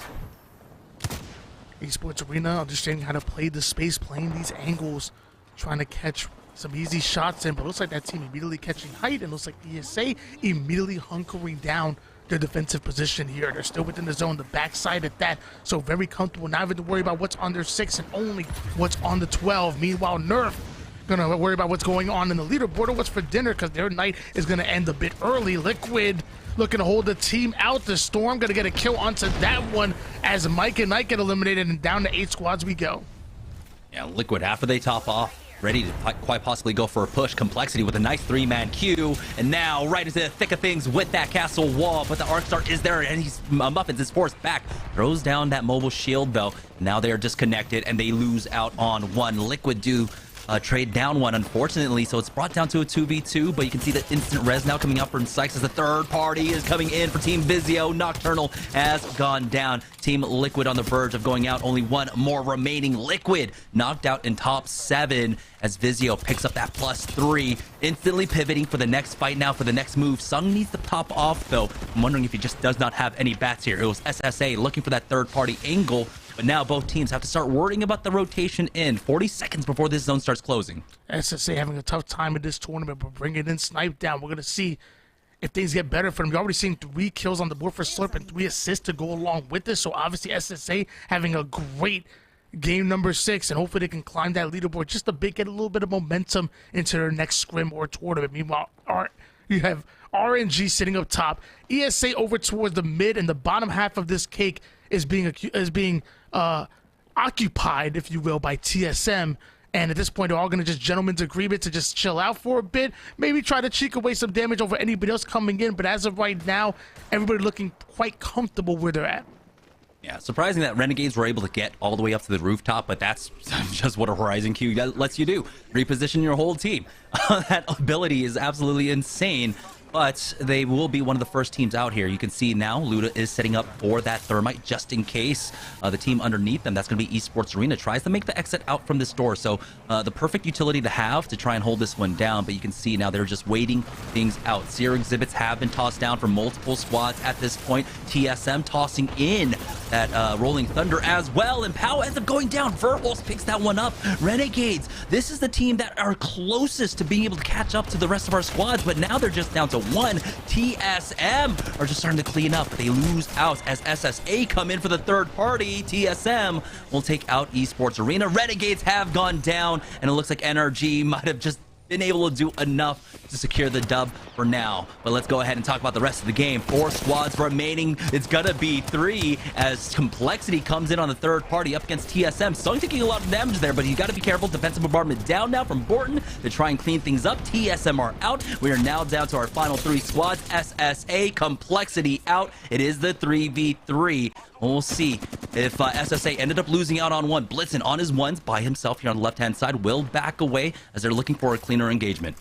SSA calling in the sub and Snipe down and looking to get a win with it, but Slurp ends up going down. That's going to leave Alb and Snipe down by himself. Snipe down trying to angle out their opponent, trying to get some damage in, but he's forced to back all the way down. And with that Bloodhound scan, that is a lot of intel now going in the favor of Vizio. You already have a 3v2, but don't take too much damage. Don't get choppy with it, because that's beautiful shots out of Snipe down. Alb wants to capitalize on it. He's starting to push up here, but Alb now getting absolutely ripped, and he goes down. That's going to leave Snipe down by himself. Trades out in the downs, and now it's a 1v2. And they have a huge HP advantage there, and Snipe down. It's just not enough in the 2v3. Vizio are able to clean things up to pick up the final win of the day for our partner squads. Now the big question is, what happens in the final 3? G2 and NRG, our top 2, went down early on. Renegades tried their best to survive, but in terms of placement points, I think they only picked up about 3 or 4. So this is going to be a little bit hard to decipher. It was really tough for Renegades. You're getting closer and closer to that end game, and they didn't have much KP to go along with it. And obviously, when you're trying to fight over to steal that first place spot, you know, they needed, what I think they said, 11 or 12 points. So they needed to really combine some of that KP in addition to the placement points in order to secure that win. They got a bit aggressive. High risk, high reward. Maybe it didn't pay off for them, but it was still one hell of a tournament by Renegades. And obviously NRG playing it great, and big ups to G2 and TSM. Those were the 4 most consistent squads that we've seen in this tournament so far today. And I feel like, you know, I'm just like a broken record at this point, but shout out to Chaotic for giving us some amazing moments throughout the tournament. That 1v2 up against Cloud9. I mean, he ended up getting, I believe, all 3 kills on Cloud9 on that one, but still, it did come down to a 1v2 after the reset, and he just put in some work, and he is definitely some talent that we have to keep an eye out for. D2 new. For SSA, this was a nice little fight for Slurp G with that wingman. He was hitting a lot of leg shots, but still, ultimately, you're going to be able to cut them down at the knees, and that's what they did, taking out Team Tyson. Seeing some of the replays here. And man, I was just so impressed by NRG, the way they were able to pick apart the lobby. You kind of mentioned it before. It wasn't just chaotic. It wasn't them just, you know, flying at other teams. It was them just picking apart the whole entire lobby towards the end game. You're able to isolate those singles and those duos and really take advantage of your numbers and being able to play that cover. So you're doing so much damage, you're stealing away these kills, but you're also taking very little damage and giving very little opportunity for teams to third party you. So I mean, it was just really impressive by NRG. Also impressed with Vizio, able to steal away that win, by the way, showing some love to some of our partnered squads. Yeah, and right there in that fight that NRG ended up taking on G2, remember G2 tried to force the issue, tried to take them out early on by dropping on them over at checkpoints. That fight kind of extended itself out over towards the mills. And so it was a weird extended 50-50 where G2 were trying to knock them out. We're trying to get rid of them and then put them in a very awkward kind of rotation where CLG ended up showing up. And again, that entire thing was awkward as well because CLG was taking that fight up against tripods. And so, you know, I feel like NRG might have thought they may have had another 20-30 seconds on that fight before a third party came in. But yeah, the timing was very awkward there. But now, after 6 games, we're going to go ahead and send it on over to Yeso to break it all down and, of course, announce our winners for Series E. Pro Night here. So, Yeso, go ahead and take it away. Hats off to both of those gentlemen, Jamerson and Why Not, crushing it on the cast today. So much fun to listen to you both. And you've earned a well-deserved rest here tonight because y'all were absolutely popping off there through 6 games because we were getting delivered a ton of very exciting and action-packed performances here tonight. Vizio, though, they end the night on a high note for themselves and the partnered squads because going into that final game, only one team was above the 20-point threshold of those partnered squads. It was Team Razor at 28 points. Vizio was at 20, and ending the night on that win, going to be a good way to close out their performance here this week. Vizio picking up 8 kills for themselves, so a nice 20-point game, doubles their total on the night here with that final one. So well played here from the squad. Borton leading the way in kills, 5 for himself, also leading in damage. Well played there from Vizio. Let's take a look, though, at a play that set Vizio up for the win here. It was a third party, just a little bit before we got that final fight here. 8 squads left, and you see Complexity setting up that castle wall, boxing in Liquid, who was hoping to kind of gatekeep some of these edge squads and use that rock for a little bit of cover.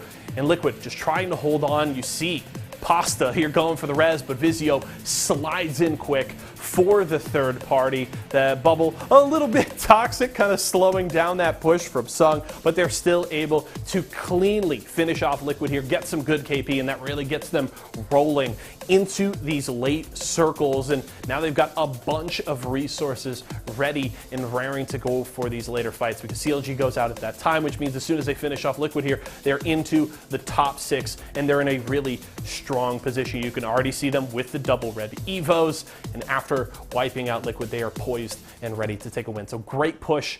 Wonderful third party there from Vizio, sets them up for the win. Now, of course, we have to answer the final question is who won tonight? All the eggs were in the NRG basket going into the final game, courtesy of their 31-point performance in Game 5. Let's find out if it was enough here with our final Mobile 1 leaderboard. And to nobody's surprise, it was enough. NRG finish with 88 points on the night. Not as big of a final game as they were probably hoping to do, but still they did more than enough to keep Renegades at bay, who finish in second with 79 points. G2, they round out the top 3 at 70, and TSM in 4th. A very interesting night here from TSM because it felt like very regularly here tonight we checked in with TSM around that 10 to 7 squads remaining mark, and it felt like almost every single game TSM were fragging fairly well, in a good position to win, but couldn't really find that fight to kind of connect the dots between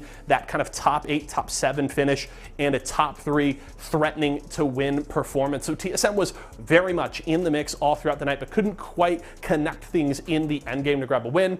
Of course, we've seen TSM before. We know that they can connect those dots. Just wasn't quite working here tonight, so we'll have to see if they can maybe get it rolling here next week, but they finish in 4th. Congratulations to NRG. They were a blast to watch tonight. G2 as well. I cannot echo what Jamerson was saying enough about Chaotic and how much fun and how exciting he made it every time we jumped into G2's POV because, you know, I have been a big G2 fan since coming into the Apex competitive scene, and to see the fact that Chaotic seems to be fitting a very similar mold to the roster that this was prior with Gent makes me very happy because that is the G2 that I love to watch. So very excited about that. That is going to do it for us here tonight. A couple of reminders before we go. Of course, if you're looking to pick up products from any of our partners, you can see them at the bottom of your screen right now. You can grab them over at walmart.com twitch.tv/esports arena. We thank you for your support there. Go out to your local esports arena with exclamation point locations and compete in PvE today. And also a huge thank you and welcome to our friends over at Tripods. Excited to have them joining the fold here for Series E Pro Night. We look forward to seeing more